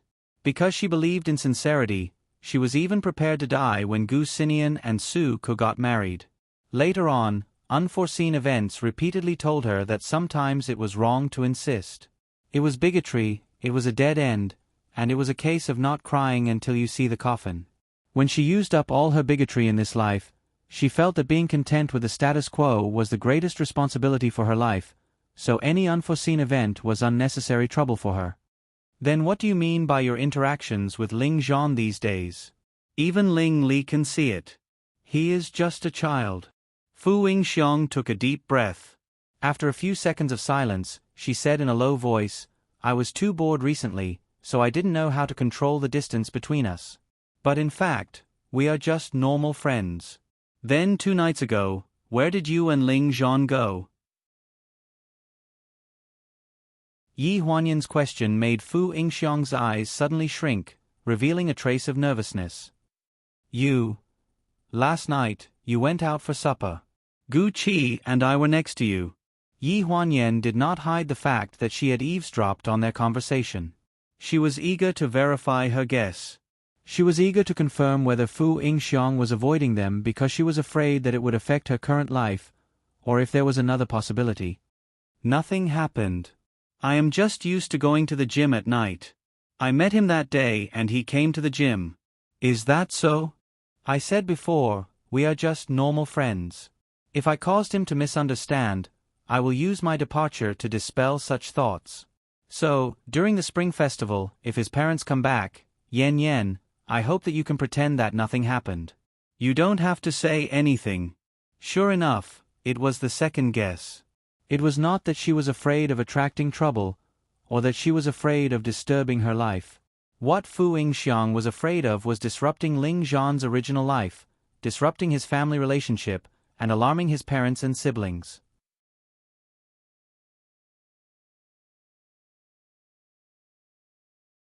Chapter 520.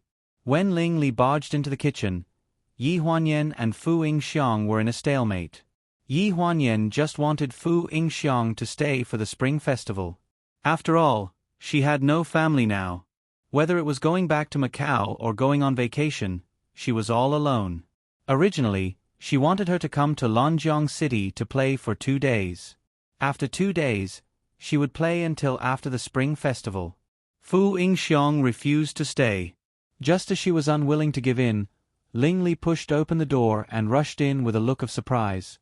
Yi Huanyan, is your mother really the master Wan Yi? It was no wonder. Since Ling Li returned to the old house, he had never seen Wan Yi. The morning after she came, Wan Yi went to the hospital with bags and never came back. Yes. Then is your mother really willing to teach me about jewelry design? It was rare for Ling Li to be bashful. Yi Huanyan suddenly said, "What do you think? I'm such an easy person to talk to. Then of course your mother is very difficult to talk to." Yi Huanyan continued the conversation and looked at Ling Li mischievously. "My mother is not as easy to talk to as I am. My mother has been spoiled since she was a child. Her temper is very bad. If you don't learn well and go to ask her some childish questions, I'm afraid you will only be rolled her eyes." Ling Li's face turned pale. "If I'm good at it, do I still need help? So when you go, carry something with you. Don't hit a smiling person." Yi Huanyan glanced at the steamer that had just been put in the pot and gave Ling Li a look. Ling Li was not a fool. After being stunned for a while, he came to his senses. "Are you serious? If I carry this, your mother will help me? How do you know if you don't try?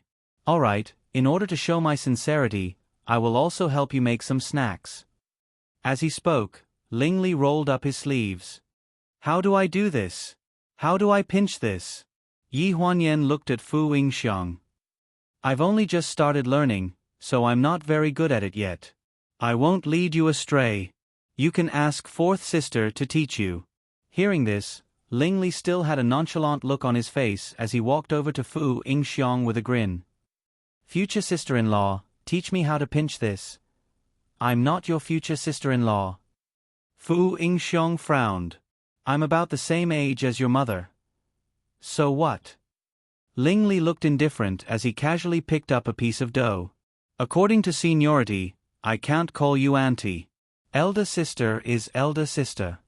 Fu Yingxiong was rendered speechless by his words. He could only obediently teach her how to make snacks. Ling Li was smart, but he was lazy and could not concentrate. Often, he would not finish one thing before he was busy with another. That was why he looked so sloppy. Now that he had just learned how to make snacks, he developed a strange idea. He pinched a few zodiac signs and threw them into the steamer basket. He used date paste to decorate his nose and eyes. It was quite vivid. Yi Huanyan had her own reasons for wanting to put Ling Li and Fu Yingxiong together. Things started because of Ling Li. The one who started the trouble should end it. This was the logic behind it. "I still have something to do. You can ask fourth sister for advice here. Fourth sister is more familiar with my mother's habits than I am." Yi Huanyan threw down these words and became a hands-off shopkeeper. He pushed open the door and left the kitchen. What she said was the truth. She had left home when she was young, but Fu Yingxiong had practically grown up in the Four Seasons villa.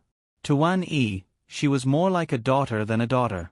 She was originally slated to be her daughter-in-law, but who knew that she would not be fated to be with her son. In this world, apart from the Gu family, the one who could speak to Wan Yi the most was Fu Yingxiong. "Sister Xiaoying, what do you think of the rabbit I pinched? Will the master like it? She prefers lions and tigers. Then I'll change it." Ling Li's excited appearance made Fu Yingxiong feel a bit at a loss. This girl clearly showed so much hostility and rejection towards her in the beginning. She even ridiculed her in front of everyone. Why did she suddenly act like nothing had happened? Was she a child or something? She was confused. Yi Huanyan left the kitchen and shrunk her neck as she returned to Naneo's room. As soon as she opened the door, she saw Ling Han sitting by the bed and helping his son put on his clothes. "You're awake?" She smiled and walked over. Ling Li just came to disturb him. He already ate breakfast. How could he not wake up? Ling Han turned around and answered Yi Huanyan's question as he helped his son put on his clothes. Ever since Ling Han stepped down as the president of the pleasure group, he had been idle at home. On one hand, it was because when Yi told him not to move around when his legs had just started to recover. His range of activities was basically limited to the old mansion. On the other hand, it was because Yi Huanyan was so busy that her feet didn't touch the ground, so Nanao could only leave it to him. For this son who didn't grow up by his side, Ling Han could be considered as a 24 filial exemplary father. Basically, he would fulfill his son's request and serve him wholeheartedly. Sometimes, even Yi Huanyan couldn't stand Nanao's unreasonable tantrums, but he could still smile and persuade her that the child was still young. They were all children who were spoiled by their mothers. The Ling family was the opposite. At this moment, this little devil had finished a bowl of porridge and was lying on the bed with his eyes closed, allowing Ling Han to do whatever he wanted. It could be said that he opened his mouth and stretched his hands out for food. If you spoil him like this, he won't even know how to put on his own clothes in the future. It's okay. I'm afraid he won't want us to help him put on his clothes when he's a little older. Ling Han had his own ideas. It's not a big deal to spoil him a little more while he's still young and can still be at the mercy of his parents. What kind of logic is that? Yi Huanyan casually ridiculed and conveniently cleaned up the porridge bowl at the bedside. Ling Li, this girl, doesn't even know to take the bowl away after leaving. There's no need to worry about living happily like this. Ling Han added. At this moment, he had already helped Nanao put on his clothes. A bright red cashmere sweater and gray corduroy pants. Like a small fireball, he rolled on the bed with his eyes closed and went back to sleep, looking like he didn't want to wake up. When he was young, he hoped that his parents would care more about him, but he was sent to the United States very early on. It was said that he wanted to receive the best education. In fact, it was just that when Qing Wan and Ling Dongming felt that it was better to send him out to be independent than to let him experience a cold family atmosphere from a young age. No one knew better than him the influence of his original family. These influences caused him to worry about Yi Huanyan later on. I plan to go to the hospital with Ling Li later. If you don't have time, can you come with me? No need. Ling Han pondered for a few seconds. I have an appointment with Wan Siyuan. Umbo doesn't know about Wan Siyuan's return to the country, right? Yi Huanyan's eyes narrowed. Previously, you asked fourth sister to temporarily let Wan Siyuan go so that he could return to the country? Yes. Ling Han nodded with a solemn expression on his face.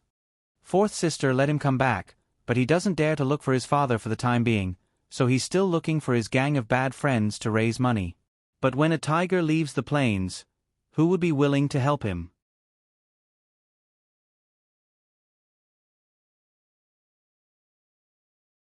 Chapter 521. Umbo was shrewd and good at hiding himself. Otherwise, he would not have stayed in pleasure for so many years without anyone seeing his ambition. However, he had a son who was not easy to worry about. Not only did he inherit his lustfulness from his father, but he also particularly liked to be in the limelight.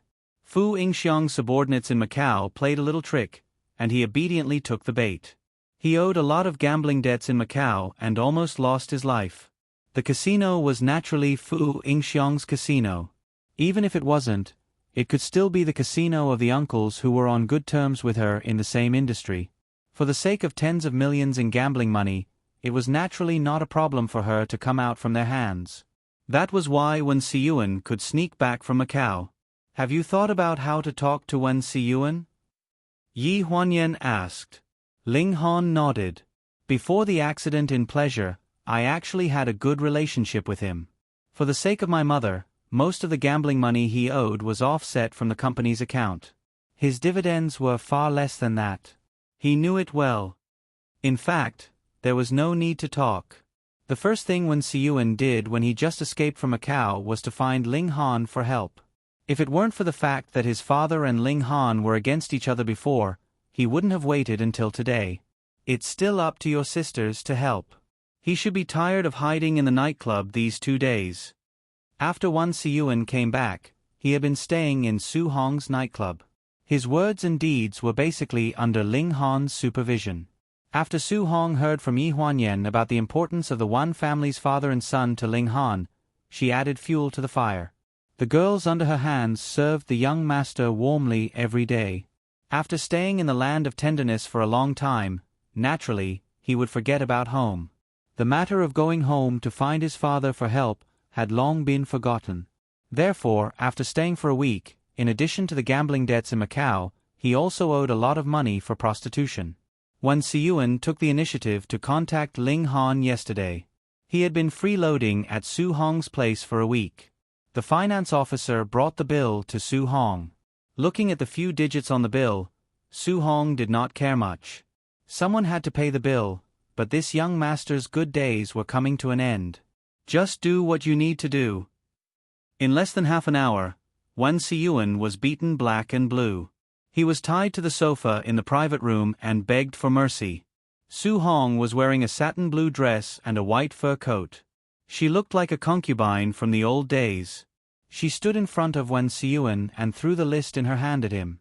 "Young Master Wan, take a good look. This is the bill for your drinks and the money for the ladies. It's a total of $12 million. I've rounded up the rest for you. Is that enough?" "Sister Hong, I'm rich. I'm really rich. My father is the president of the pleasure group. Don't be ridiculous." Su Hong's face darkened and she glared at Wan Siyuan. "Pleasure group? It's F*King bankrupt and closed down. If I remember correctly, their president's surname is Ling, right? When did Ling Han have a son as old as you?" "You know Ling Han?" Although Wan Siyuan was not smart, he was not stupid. Su Hong was slightly stunned.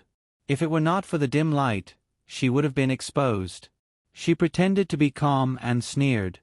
"Why, do you think I'm not qualified to know you people from the upper class?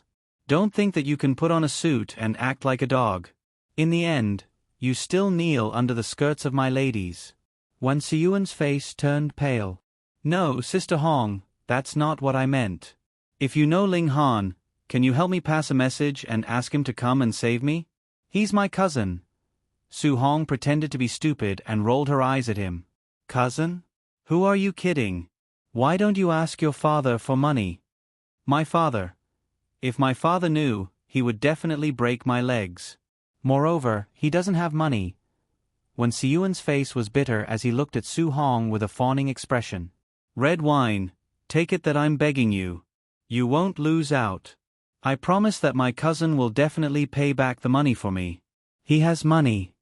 "What kind of money does he have?" Su Hong interrupted him. Who the F*ck doesn't know that Ling Han doesn't even have the pleasure group now? He's just a son-in-law who married into the family. What kind of money or ability does he have to save you? He doesn't, but his wife does. For the sake of his cousin, he will definitely save me, Sister Hong. Wan Siyuan was about to cry. "Look, you won't be able to find a single cent even if you beat me to death. Why don't you do me a favor and help me contact him? Just take it as a chance. Maybe you can get the money?" Su Hong hugged her arms and pondered for a few seconds before spitting. "How F*King shameless. Fine, I'll take it as a gamble and try my luck. If he doesn't help you pay back the money, I'll rip off your 2 kidneys to pay off the debt." Wan Siyuan repeatedly begged for mercy. "Please do me a favor. My 2 kidneys aren't worth much." "Bastard." After saying this, Su Hong turned around and left the private room. She ordered 2 bodyguards to guard Wan Siyuan and provide him with food and drinks as usual. As for contacting Ling Han, she had never stopped. When Ling Han arrived at Su Hong's place, Wan Siyuan was tied to the sofa. His food and drink were roughly fed by 2 big men, not giving him any chance to escape. "This brat is waiting here for you to save him." In the corridor, Su Hong deliberately lowered her voice with a bit of contempt.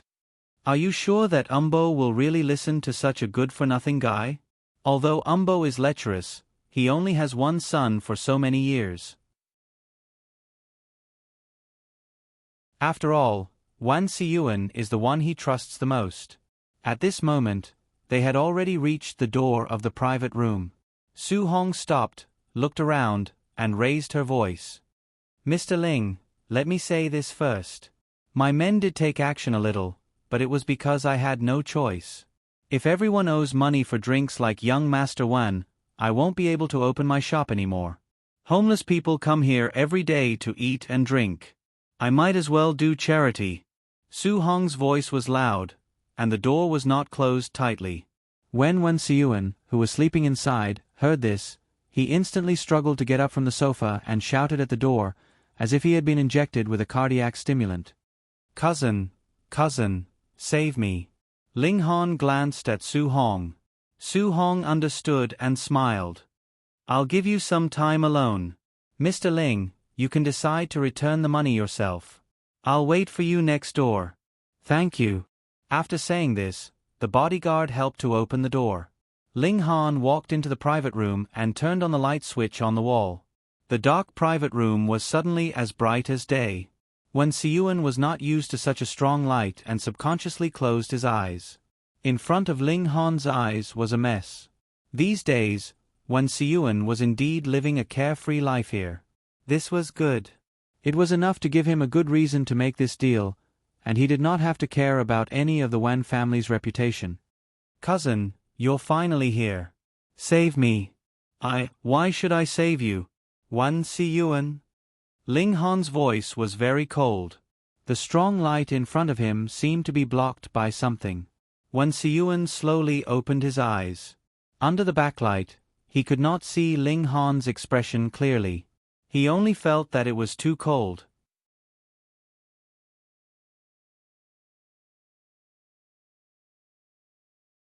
Chapter 522.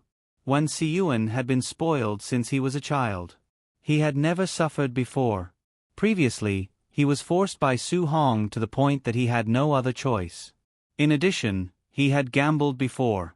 Every time, it was Ling Han who helped him settle it.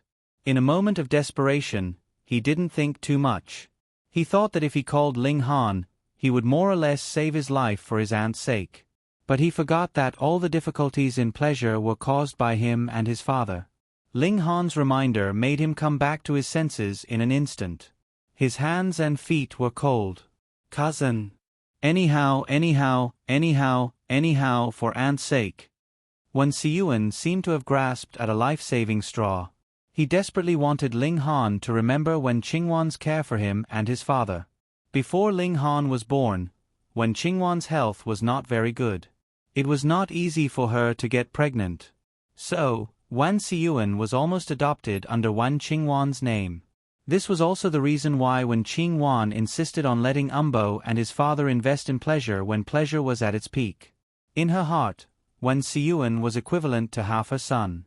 But what she wanted was the entire Ling family's assets.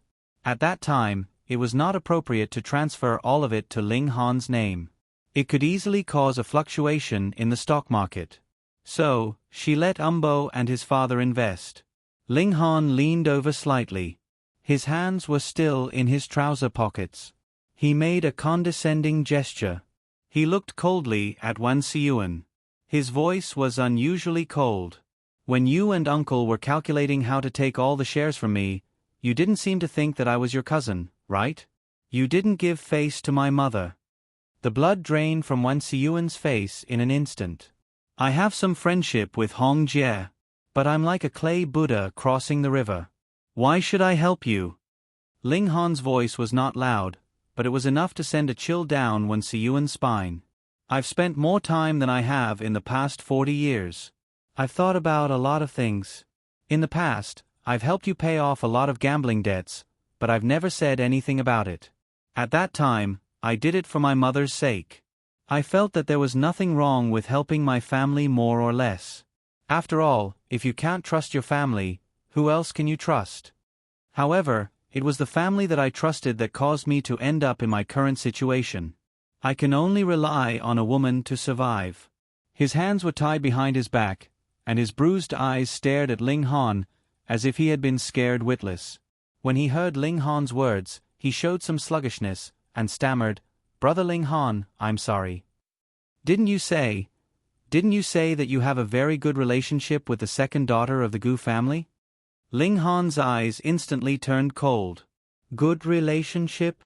He asked in return with a frosty expression. In the end, he snorted coldly. Just take it that way. Ling Han was a man of few words. He was especially sensitive when it came to Yi Huanyan.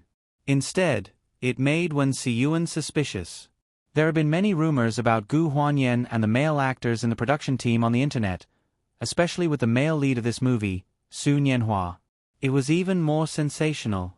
He was hiding from debts in a nightclub. He didn't know about other things, but he knew about entertainment gossip. Looking at Ling Han's angry expression, there was an 80% chance that the matter in his heart had come to a conclusion. Cousin, he coughed dryly and said cautiously, there are plenty of women out there. You're relying on her now. When you make a comeback in the future, you can just kick her away. A real man should know when to yield and when not to, right? Ling Han sneered and glanced at him. Like you. Wen Siyuan shut his mouth in embarrassment. I can help you. Ling Han suddenly relented, which caught Wen Siyuan off guard. He looked up in surprise and heard Ling Han say, But what ability do you have to repay me for helping you? Wen Siyuan hurriedly said, Cousin, I'll do anything for you. I'll definitely find a way to pay you back. I've paid so many gambling debts for you in the past. When did I ask you to pay me back?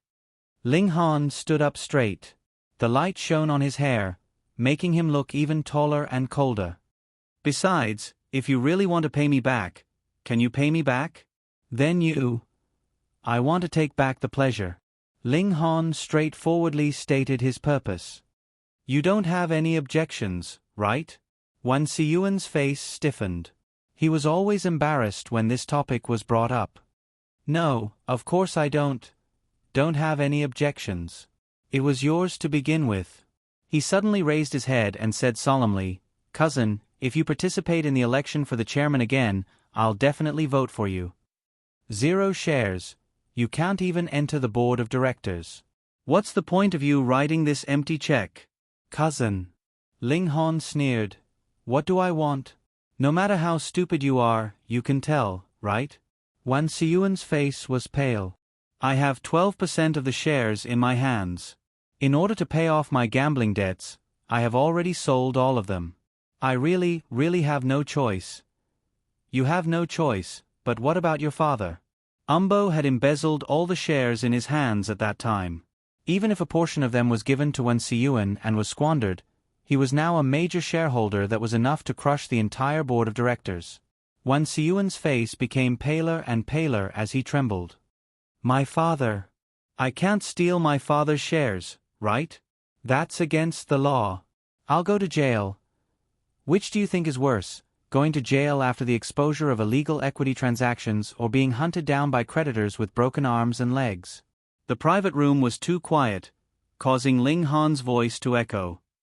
Broken arms and legs and, which is worse? Repeatedly hovered in Wen Siyuan's ears. Bean-sized beads of sweat dripped from his head onto the leather sofa. After an unknown amount of time, he finally raised his head and gritted his teeth. His lips were covered in bright red teeth marks. What should I do? Ling Han's expression did not change. He did not show much joy, as if he had already expected Wen Siyuan to make such a decision. He snapped his fingers at the door and called for someone to untie the rope behind Wen Siyuan. Then, Su Hong made the decision and changed to a clean private room. It was hidden, soundproof, and convenient for the two of them to talk.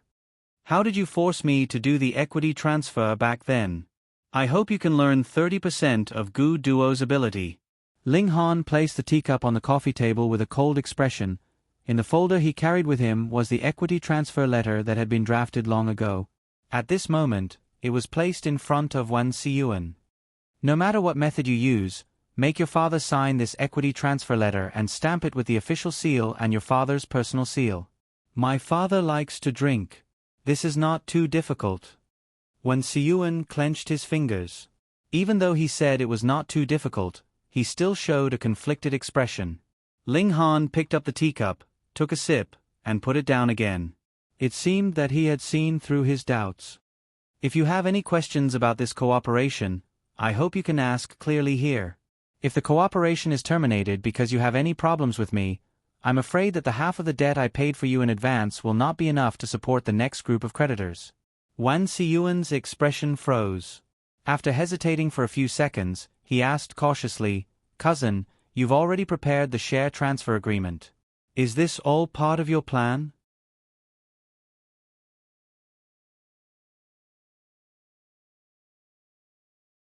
Chapter 523.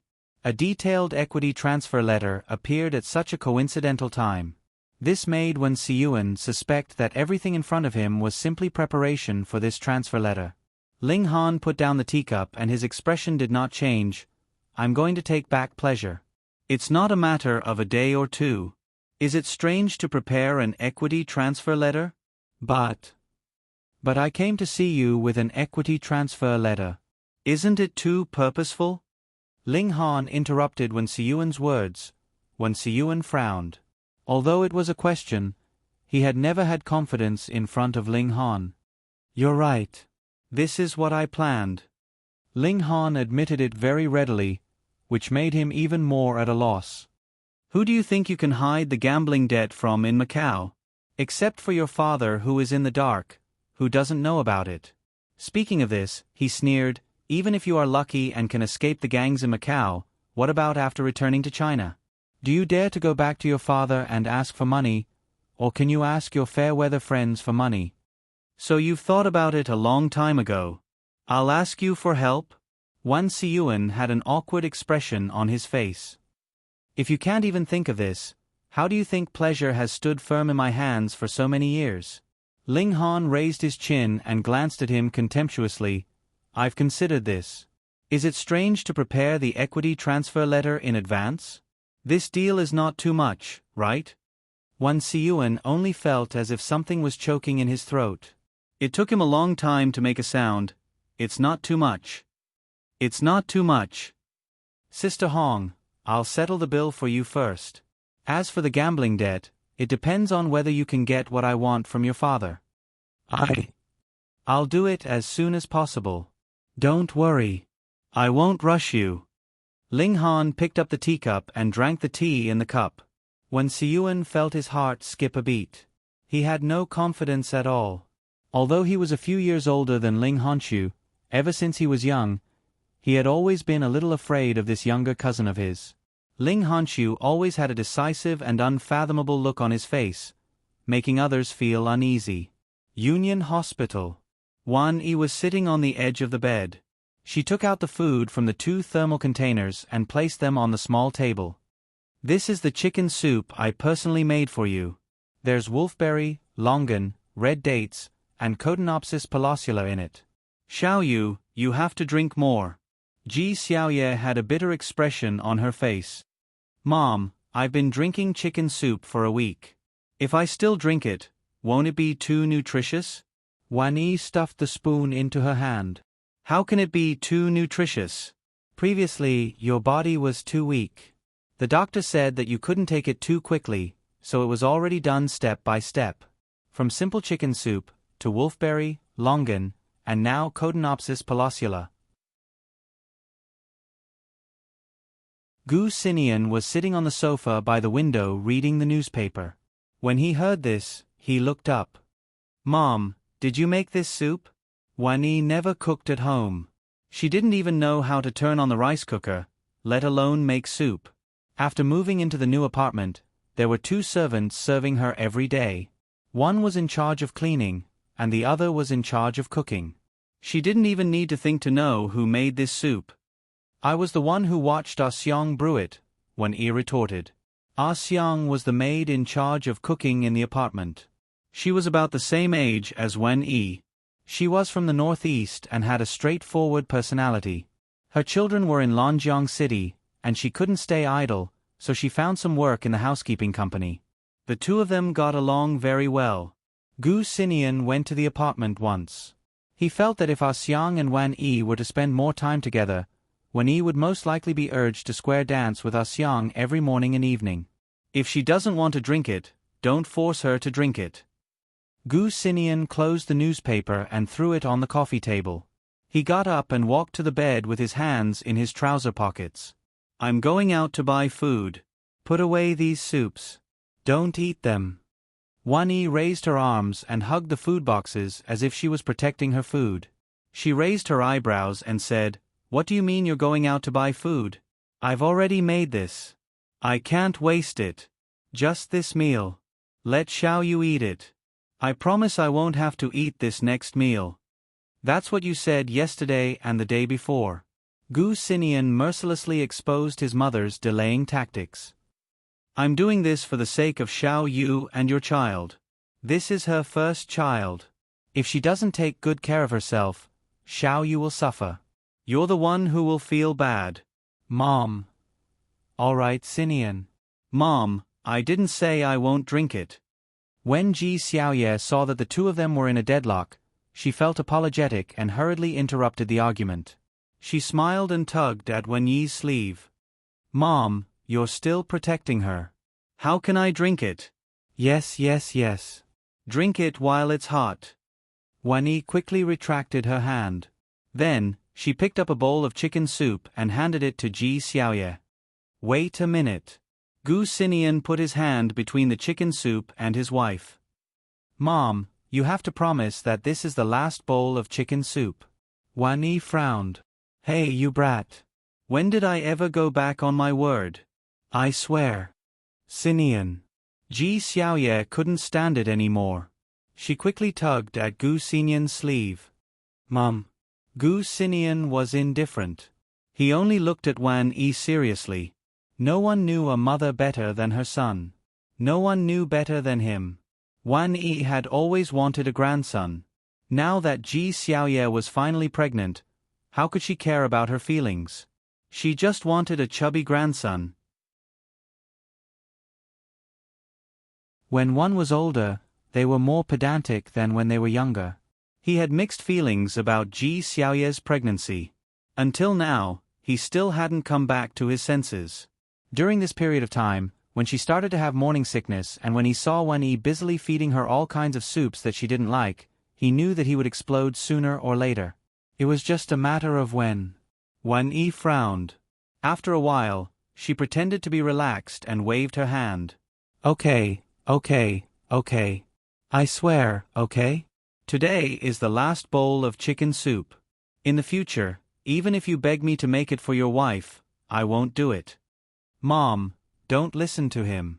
Ji Xiaoye patted Wan Yi's hand. He's been acting weird for the past 2 days. It's not like you don't know that I like whatever you do. Did you hear that? Wan Yi glanced at Gu Xinian smugly.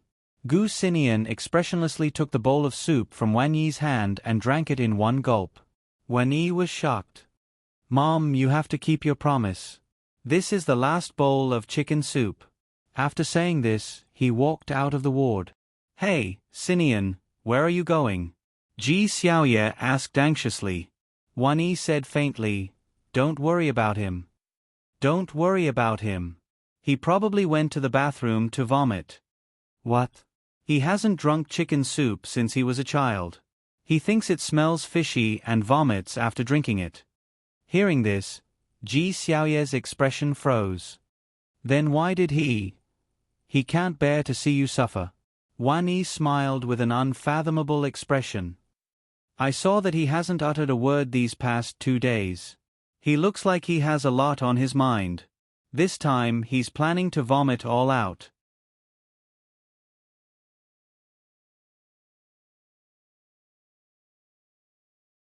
Chapter 524. Mom, you've been giving me chicken soup for the past 2 days. Don't tell me you're deliberately trying to annoy Xin Yan? Killing 2 birds with 1 stone. Think about it. You're drinking chicken soup to nourish your body. He's restless by the side, so you should say what you need to say earlier. How good would that be?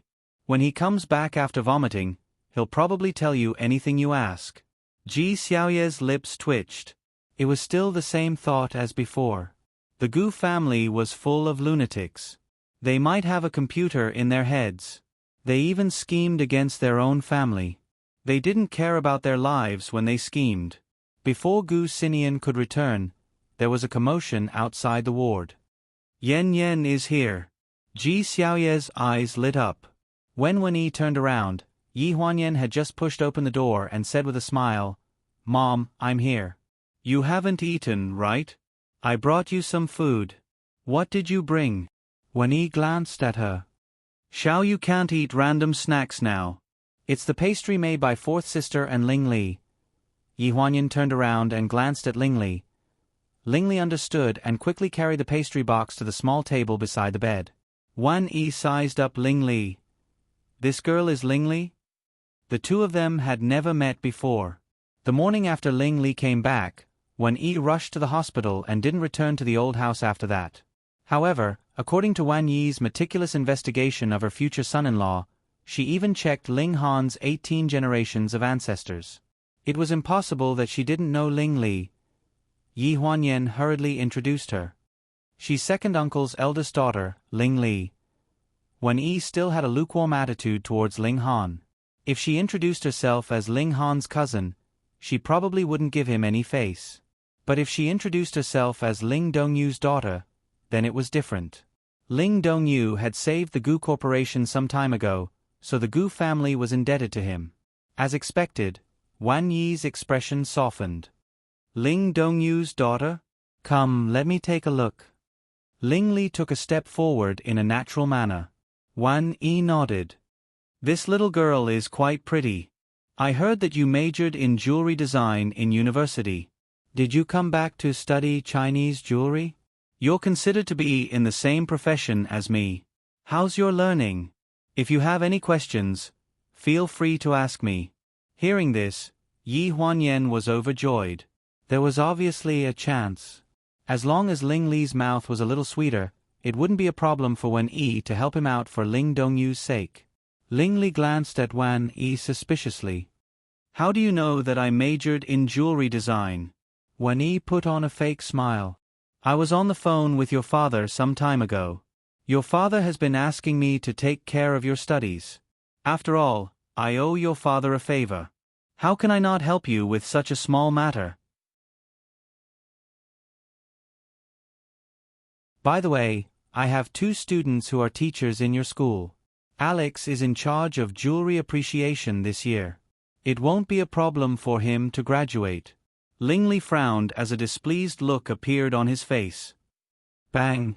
The thermal box in her hand smashed on the small table. Even Ji Xiaoye, who was sitting on the hospital bed, was shocked. She only heard her say one sentence. "Sister Xiaoyu, eat it while it's hot." After saying this, Ling Li walked out of the ward angrily. Yi Huanyan turned around and shouted, "Hey, Ling Li!" She couldn't stop her. She turned around and glared at Wan Yi. "Mom, you're really too much. Why did you say such things to anger her? You even said that you were doing it for second uncle's sake. If you really did it for second uncle's sake, would you mock her daughter like this?" Wan Yi was not angry. She looked thoughtfully in the direction Ling Li ran in. "This girl has a big temper. After being mocked by you for so long, can't you let her have a little temper?" Yi Huanyan said in annoyance. "It's fine if you don't want to help. Why bother? Show me her graduation project. It's been so long. She should have a framework of jewelry design. Where's the blueprint?" Yi Huanyan was slightly stunned when she heard this. "You're helping her? Why do you care?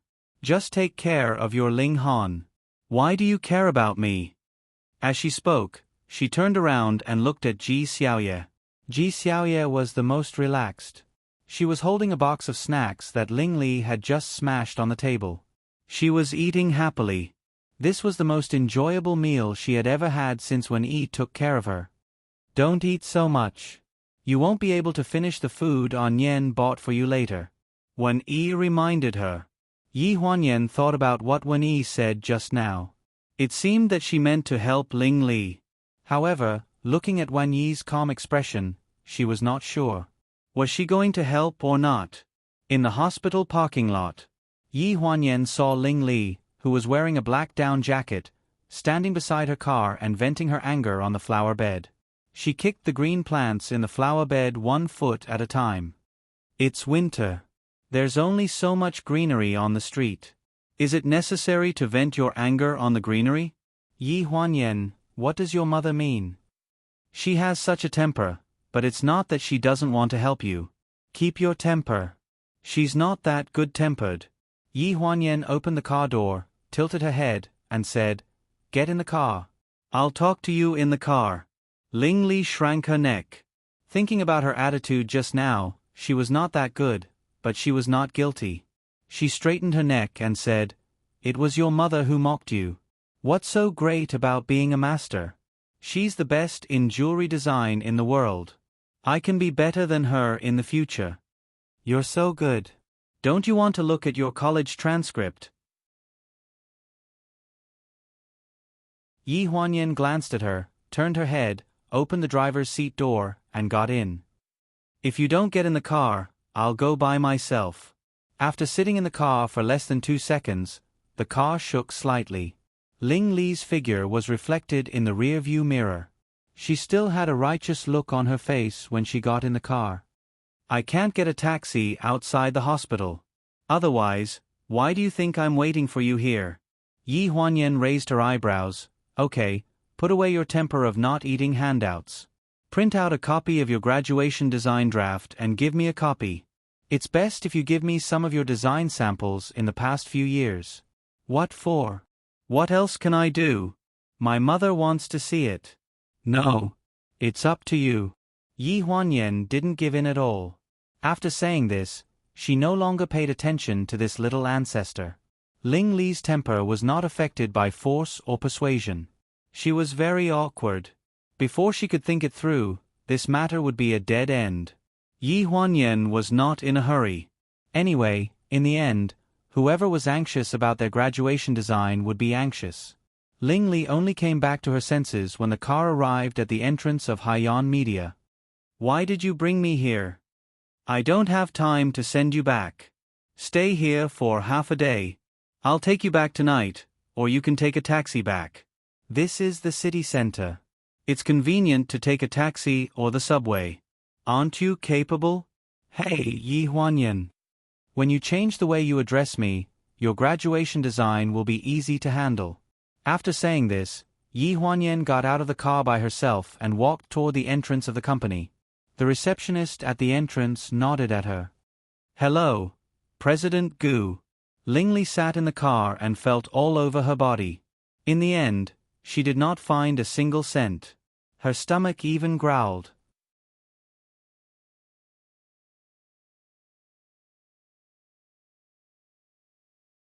Chapter 525.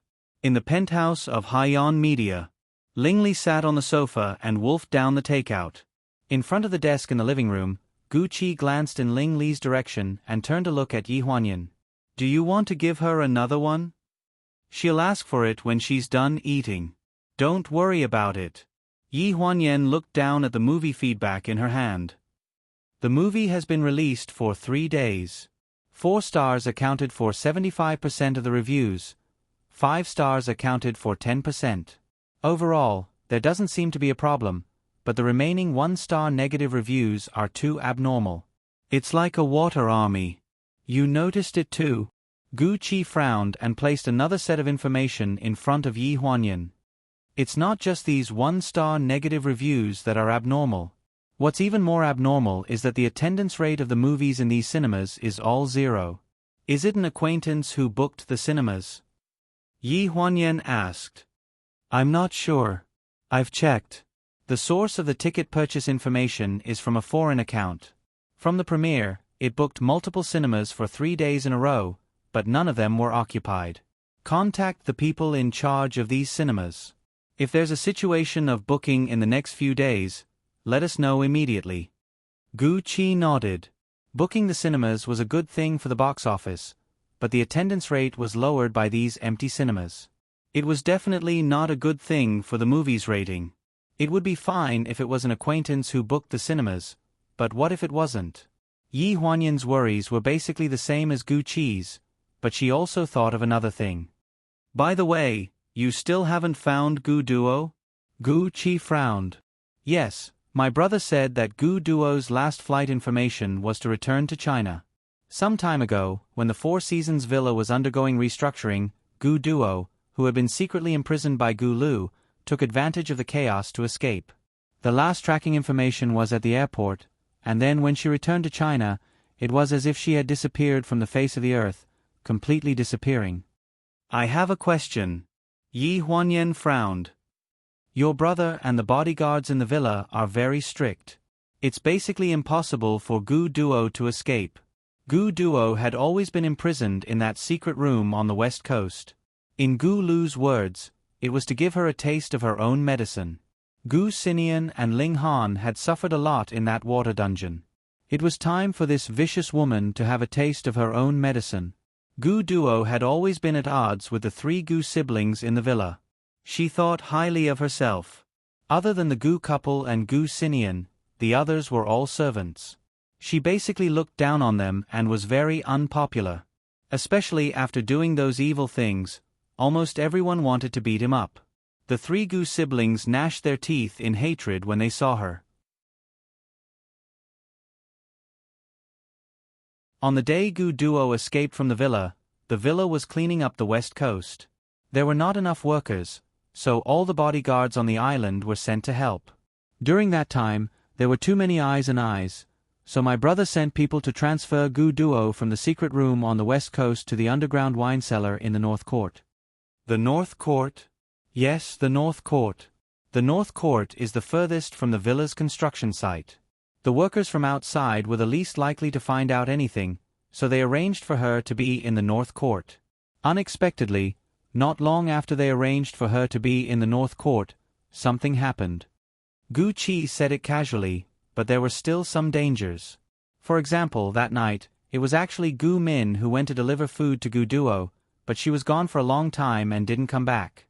When Gu Lu finished his work on the west coast and came back, it was already after midnight. He found that his sister was missing, so he rushed to the North Court, only to find that Gu Min had been knocked unconscious in the wine cellar, and Gu Duo had disappeared. Do you think this matter has something to do with Gu Duo? Yi Huanyan shook her head. According to her temper, she should have done something big.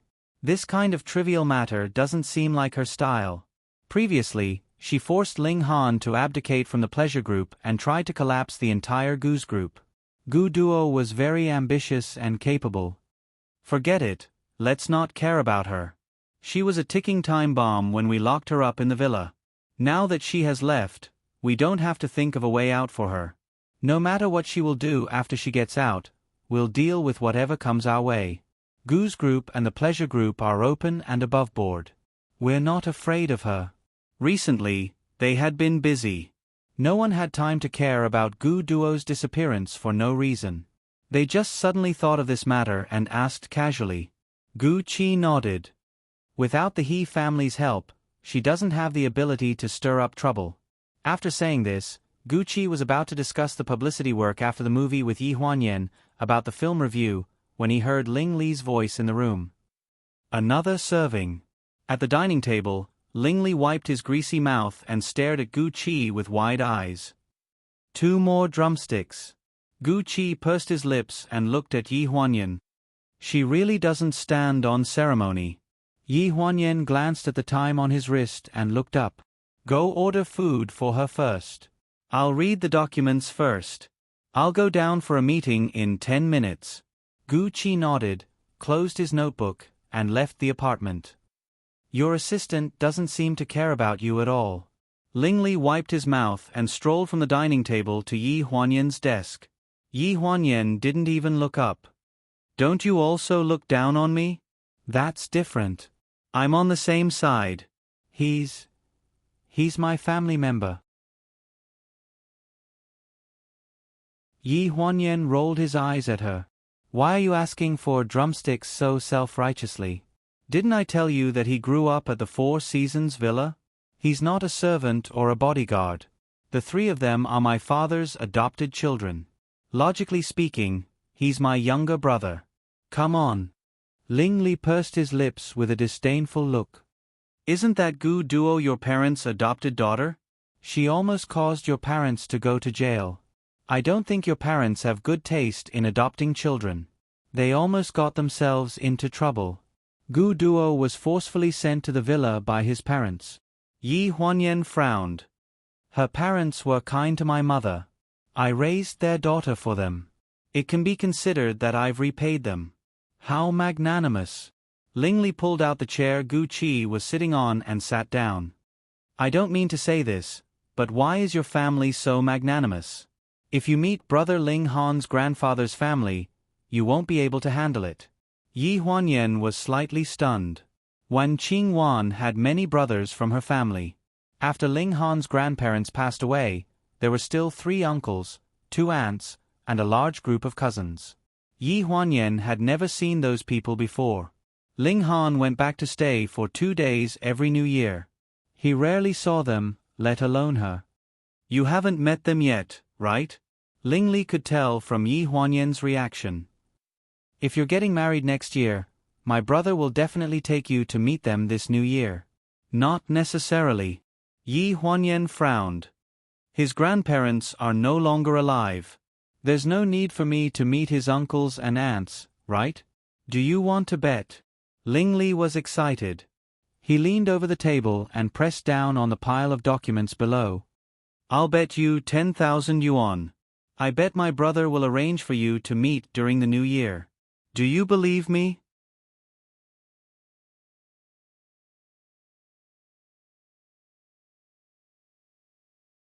Chapter 526. Yi Huanyan stared at Ling Li for a long time. After a while, she patted the back of her hand. Get up. You're suppressing my information. Do you know how much this information is worth?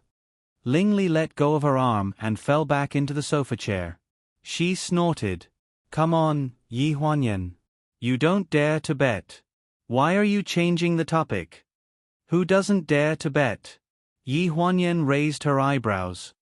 Let's bet. She didn't believe that Ling Han would bring her to meet Wen Qingwan's family. Ling Han knew very well that she was so busy that her feet didn't even touch the ground. In addition to her relationship with Jiang Meilan previously, her identity couldn't be explained clearly. It wasn't like her grandparents were still alive.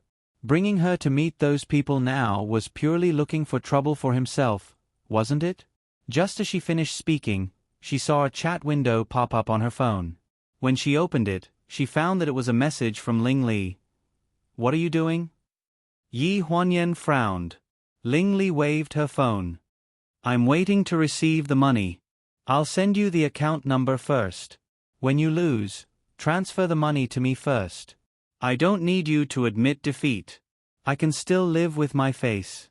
If you have the time, why don't you think about how you're going to hand in your graduation project? You only have 1 month left. When Yi Huanyan mentioned the graduation project, Ling Li immediately said angrily, like a frosted eggplant. It's all because of that goddamn Alex. As long as it's a batch that he reviews, 50% of the people can't graduate. They all have to restudy for a year. Yi Huanyan raised her eyebrows with a teasing expression. Then why are you still so unyielding? You don't want my mother to help you? Alex is under my mother's tutelage. He will give you this bit of face. A soldier can be killed but not humiliated.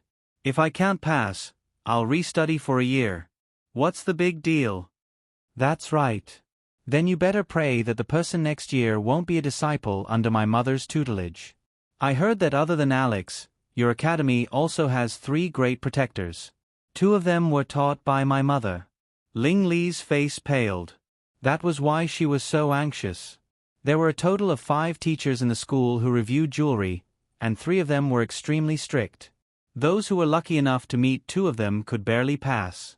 She did not think that her luck would be better next year. The next day, at the Wan family villa. Early in the morning, the entire villa was bustling with activity. Siyuan won't be staying here for long. Why are you so busy? Can't you just leave it to the servants? Umbo was wearing pajamas. His hungover face was haggard. He stood at the door of the room and stared at the woman in the corridor with a displeased expression. The vacuum cleaner is so noisy. Can you let me sleep for a while? The young woman was dressed neatly, which was rare. Her long hair that usually draped over her shoulders was tied up. She looked like a good wife and mother. "Siyuan doesn't like me in the first place. If I don't clean up the house, he'll scold me again. Why don't you think about me? I don't have much status in this family. Who knows what Siyuan thinks of me?" As she spoke, the woman showed an aggrieved expression. It was difficult to be a stepmother, especially when she was younger than Wen Siyuan by more than 10 years. She did not have the confidence to do so. Okay. Leave these things to the servants. You don't have to busy yourself." Umbo sighed and reached out to pull the woman over. "Take a break. You didn't sleep well last night, right? How can I sleep well when you're so drunk? Okay, lie with me for a while. I still have a headache. Then I'll give you a massage." When Siyuan came back, the old man and his little stepmother were still lying in the bedroom and had not gotten up. When the servant mentioned this, there was a hint of awkwardness on her face. Siyuan didn't have much of a reaction at first, but when he saw the hand of a new bag on the sofa, his face immediately darkened. "My father is generous to women. He gave several bags that cost more than 100,000 yuan. He doesn't even care if his own son is dead or alive outside." The servant stood at the side and whispered, "Get someone to go upstairs and call Master and Madam." "What kind of madam is she? What time is it? She's still lying down. What does she look like?" Siyuan's face darkened. "I'll go personally." With that, he ignored the servant's obstruction and went upstairs. Bang, bang, bang, bang. He banged on the door. "Who is it?" A woman's delicate voice came from inside. When the door was opened, the woman's flushed face instantly turned pale. The woman was wearing a wine-red dress with suspenders, revealing a patch of spring in front of her chest. A patch of white was exposed in front of Wen Siyuan, making his eyes tighten. Wen Siyuan quickly came back to his senses. He glanced at her and snorted coldly. "Auntie, aren't you cold wearing so little?" The woman suddenly covered her chest, pulled down the clothes on the clothes rack, and put them on in a hurry. A dry cough came from inside the room. "Who let you in? What is this?" The old man sat on the bed. He was wearing pajamas, and his face was full of fatigue. "Last night, I told you in advance that I was coming back, right? Dad, if you think this is outrageous, then do you mean that I don't have to come back to this house in the future? My mother's spirit in heaven is probably unwilling to be reincarnated." "You?" At the mention of his late wife, Umbo frowned and was speechless. After so many years, he still felt guilty towards his first wife. Wen Siyuan was sure of this. He glanced at him. "Pack up. I'll wait for you downstairs." Bo responded. After Wen Siyuan left, he said in a hoarse voice, "I'm sorry." "Zhou, bring me my clothes." Hearing Umbo's voice, Zhou was slightly stunned. As if she had just come back to her senses, she hurriedly responded and went to the cloakroom to find clothes. Her mind was full of the look in Wen Siyuan's eyes when he left just now. She came from a remote mountain village to work. At the age of 13, she came to Lanjiang City with her cousin in her hometown. Money was not easy to earn. In the first 2 years, she worked a lot of jobs in various places, but it was not enough to supplement her family. Later, she was introduced to the foot-washing city, and then she met Umbo. When she was with Umbo, she was only 16 years old. At that time, Umbo's first wife was still alive and turned a blind eye to her existence. After all, in addition to her, there were other canaries who did not know that had ulterior motives. She was considered to be well-behaved. Later, Umbo's wife died. One by one, the canaries wanted to be promoted. They tried all means but did not get any benefits. She was the only one who took the money and lived her life peacefully. She never made excessive demands. On the contrary, she was unintentional and was deeply liked by Umbo. For so many years, Umbo had changed batches of women. She was not young, but she was not disliked by him. During this period of time, she watched him dismiss a group of women outside, leaving only her. Speaking of following Wenbo wholeheartedly, she had indeed done so. But to say that she had done nothing wrong to him, she felt a little guilty. The only thing she had done wrong to Wenbo was probably that night 2 years ago, when the father and son had gotten drunk at her place.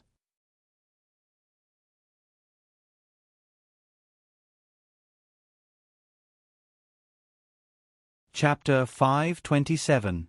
In the living room, the father and son sat on both sides of the coffee table, and the servants poured tea. "Young master, will you stay for dinner tonight?"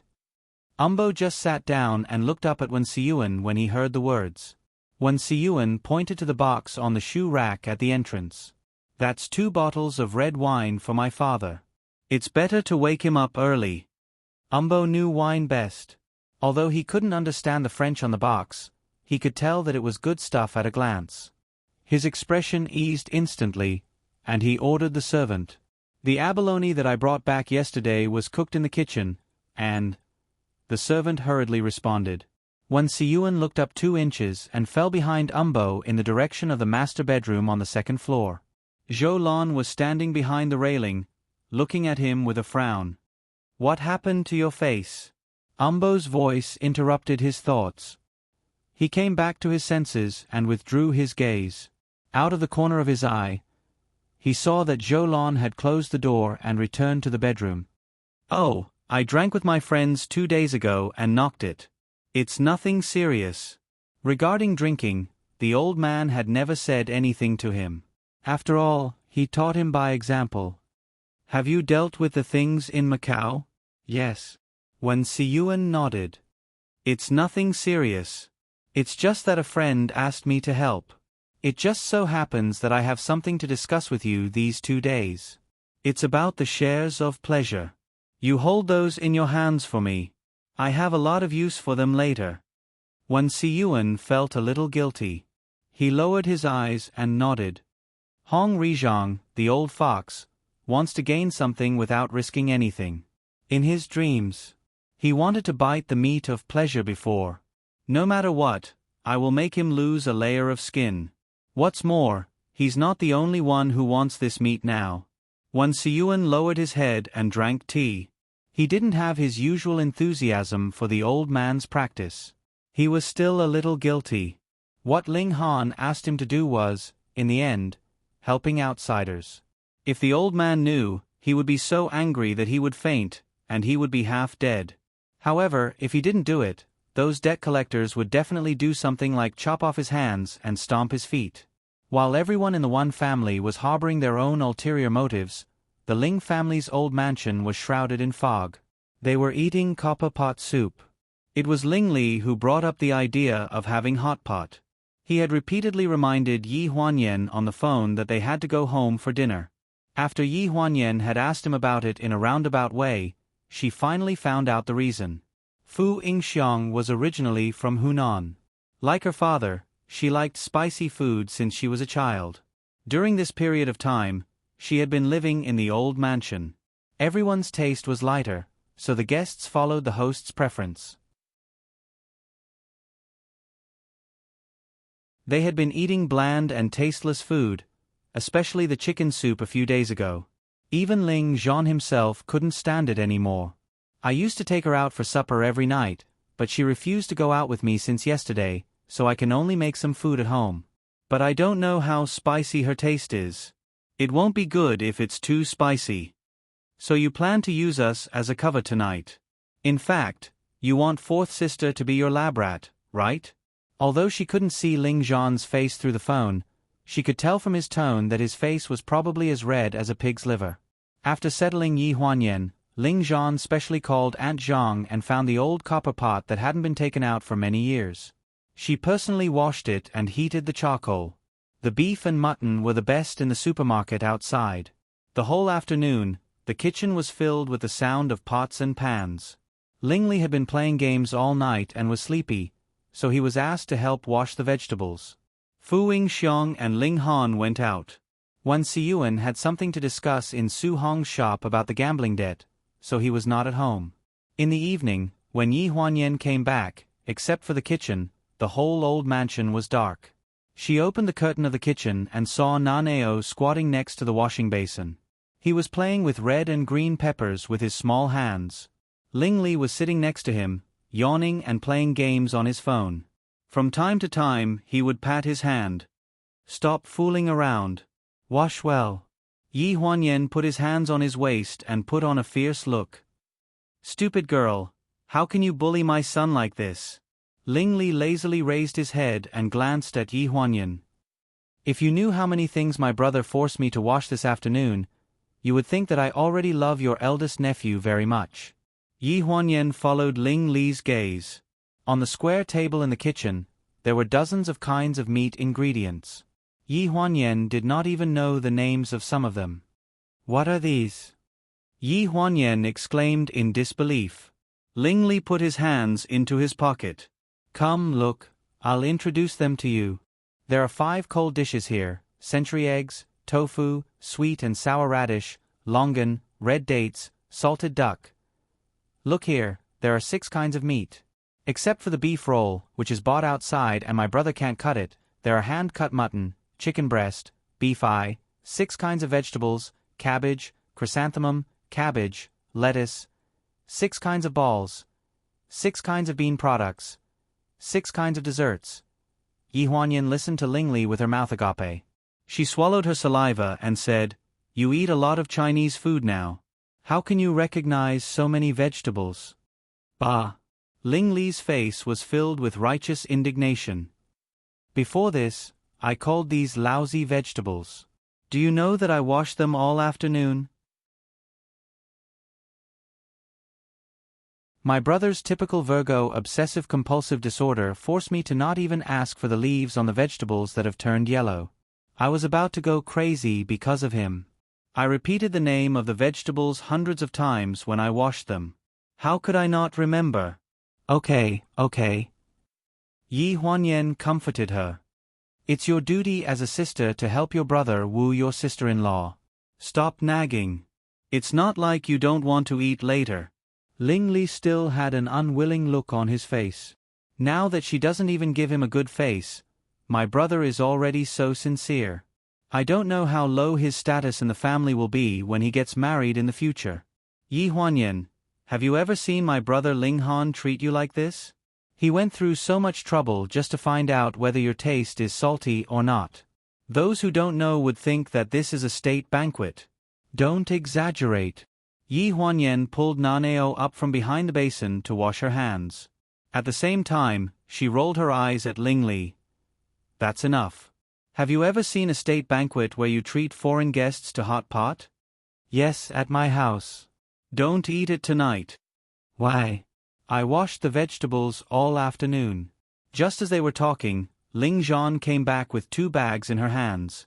When she saw Yi Huanyan, she quickly greeted her and then looked at Ling Li. Ling Li, wash the fruits in these 2 bags. I'll make a platter. Ling Li covered his face and gritted his teeth. Brother, am I your sister?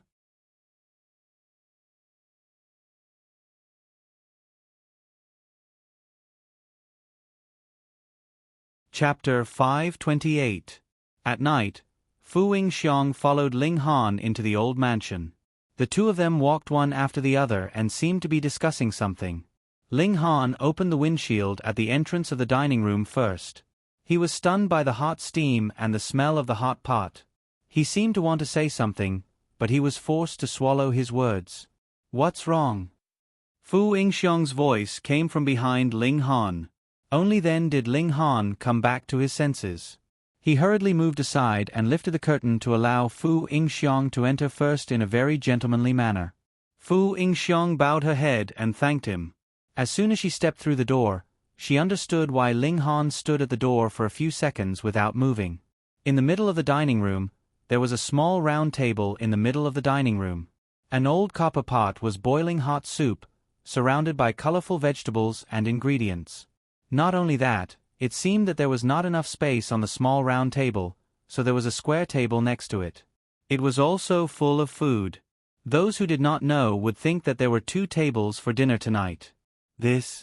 Are there many people coming back for dinner tonight? Fu Yingxiong looked at the people at the table. Yi Huanyan was the closest to her. At this moment, she patted Ling Li and asked him to take care of Naneo so that he would not fall. She got up and walked over. No, it's just the few of us. Ling Zhan has been busy the whole afternoon. She said that recently, everyone's taste is too light and wants to eat something with more flavor. Coincidentally, I said that your ancestral home is Hunan, so I made a Mandarin duck pot. You can eat spicy food, right? No problem. Fu Yingxiong smiled very brightly. This reminded Yi Huanyan of the time in Los Angeles when she rushed into the villa with a submachine gun to save Gu Xinian in a black leather jacket. I quite like to eat hot pot, especially spicy hot pot. With that said, she took off her coat and hung it on the hanger at the door. Then she walked toward the small round table. There were a total of 6 seats. The seat to the right of Yi Huanyan was obviously Ling Han's seat, leaving only one empty seat between Ling Zhan and Ling Li. When Fu Yingxiong walked in front of Ling Zhan, she hesitated for a few seconds. It was her few seconds of hesitation that made Ling Zhan's heart almost jump to her throat. She waited until Fu Yingxiong sat down before she returned to her original seat. Yi Huanyan hung Ling Han's coat on the hanger, and the two of them dawdled in front of the hanger. Ling Han asked in a low voice, "What kind of treacherous plot is this tonight?" Yi Huanyan laughed and lowered her head to hide her expression. "How is this treacherous plot? It's obviously a show of flattery. Can't you see that Ling Zhan is trying her best to make people laugh?" Ling Han raised his eyes to take a look, his expression indifferent. "You want to exchange a wife for a meal of hot pot? I'm afraid it won't be that easy. It seems like you don't want your cousin to win my sister's heart." Yi Huanyan pretended to arrange Ling Han and Fu Yingxiong's coats in front of the hanger. In fact, her disguise was a little redundant. No one noticed them at all. "I'm afraid no one is more willing than me." "What did you say?" Yi Huanyan did not hear what she said, so she raised her head and asked quizzically. Ling Han smiled. "It's nothing. Let's go eat." Ling Zhan's guess was right. Fu Yingxiong had not been eating well for the past 2 days. She was a person who liked spicy food. Occasionally, she would eat bland food because of her health, but she had never eaten bland food for such a long time. According to the purpose of Ling Han's meal, he had mixed 3 kinds of chili sauces. One was light, one was medium, and one was heavy. His original guess was that Fu Yingxiong would choose medium at most. Yi Huanyan did not believe it at first. Before Fu Yingxiong came back, she had tried the 3 kinds of chili sauces and was defeated by the light spicy one. "That shouldn't be. I can eat spicy food very well. I like to eat at Hunan restaurants. What kind of chili sauce is this? Light spicy? Are you kidding me?" Yi Huanyan rinsed her mouth with water and tried to cool down her tongue. Ling Zhan looked proud. "This is the chili sauce I mixed according to the taste of Hunan dishes. I said light spicy because it's light spicy in their restaurant, not ours." Fortunately, Yi Huanyan did not eat much and only tasted a small mouthful. At this time, Fu Yingxiong sat down. Ling Li disliked waiting for people to eat. When he saw that everyone was seated, he was the first to pick up his chopsticks. He picked up a beef roll and dipped it into the clear soup pot. When Ling Li picked up his chopsticks, everyone followed suit. The atmosphere suddenly became lively. Fu Yingxiong did not immediately dip into the spicy pot. Like them, she ate the clear soup pot first and then put the beef roll into the spicy pot. Yi Huanyan had also tried the soup base of the spicy pot. It was so spicy that it made people stiff. After eating it once, she did not want to try it a second time. Without thinking, it was the so-called light spicy sauce that Ling Zhan specially made for Fu Yingxiong, a Hunan person. When Fu Yingxiong was eating the meat in the spicy pot, Yi Huanyan had been secretly watching her reaction. Her reaction was no reaction at all. She did not even sweat. Yi Huanyan bit her chopsticks and stared at the hot pot for a while. Then, she looked up and said, "By the way, Zhan, didn't you make 3 kinds of chili sauces? Why don't you bring them over?" Ling Han was in a daze and did not react. However, Fu Yingxiong's eyes lit up. She put down her chopsticks and said, "Really? How can there be no chili sauce when eating hot pot? Where is it? I'll go get it."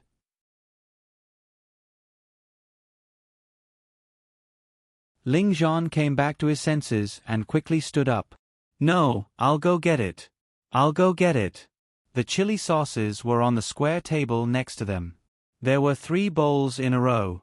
Ling Zhan came back with 3 small bowls in her hands. She first piled them up in front of her and said hesitantly, "These 3 are in order from left to right, from light spicy to heavy spicy. Sister Xiaoying, which one do you want to eat?" Fu Yingxiang stared at them for a few seconds. Then, she politely looked up at Yi Huanyan, his wife, and Ling Li. "What about you?" "I don't eat spicy food." Ling Li waved his hand and put the beef in the clear pot into his mouth. He said vaguely, "That's not for humans to eat." "Ah." Fu Yingxiang did not hear the last sentence clearly. When she was about to ask, Yi Huanyan coughed and said perfunctorily, "You can choose whatever you want." "You can choose whatever you want. We don't eat spicy sauce. Only you and Ajahn can eat it."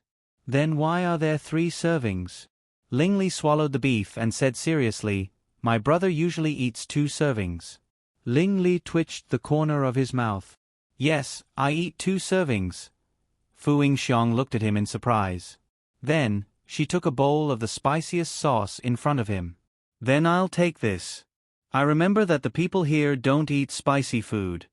"My brother is different from us." Ling Li smiled meaningfully. "My brother likes to eat spicy food. He likes it very much." "Really?" Fu Yingxiang laughed. "That's quite the same taste as mine." Yi Huanyan quickly agreed. Yes, it was said on the internet that those who have the same taste are more suitable to live together. Later, because of Yi Huanyan's words, a certain fool ate the 2 bowls of chili sauce that ordinary people could not accept. It directly caused him to hurt his stomach. In the middle of the night, fortunately, Yi Huanyan found him in time and sent him to the hospital.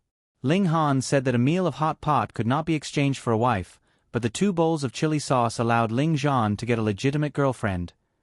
You're tuning in to the Narrate and Escape YouTube channel. Don't forget to subscribe and join us on this journey to catch the most captivating stories.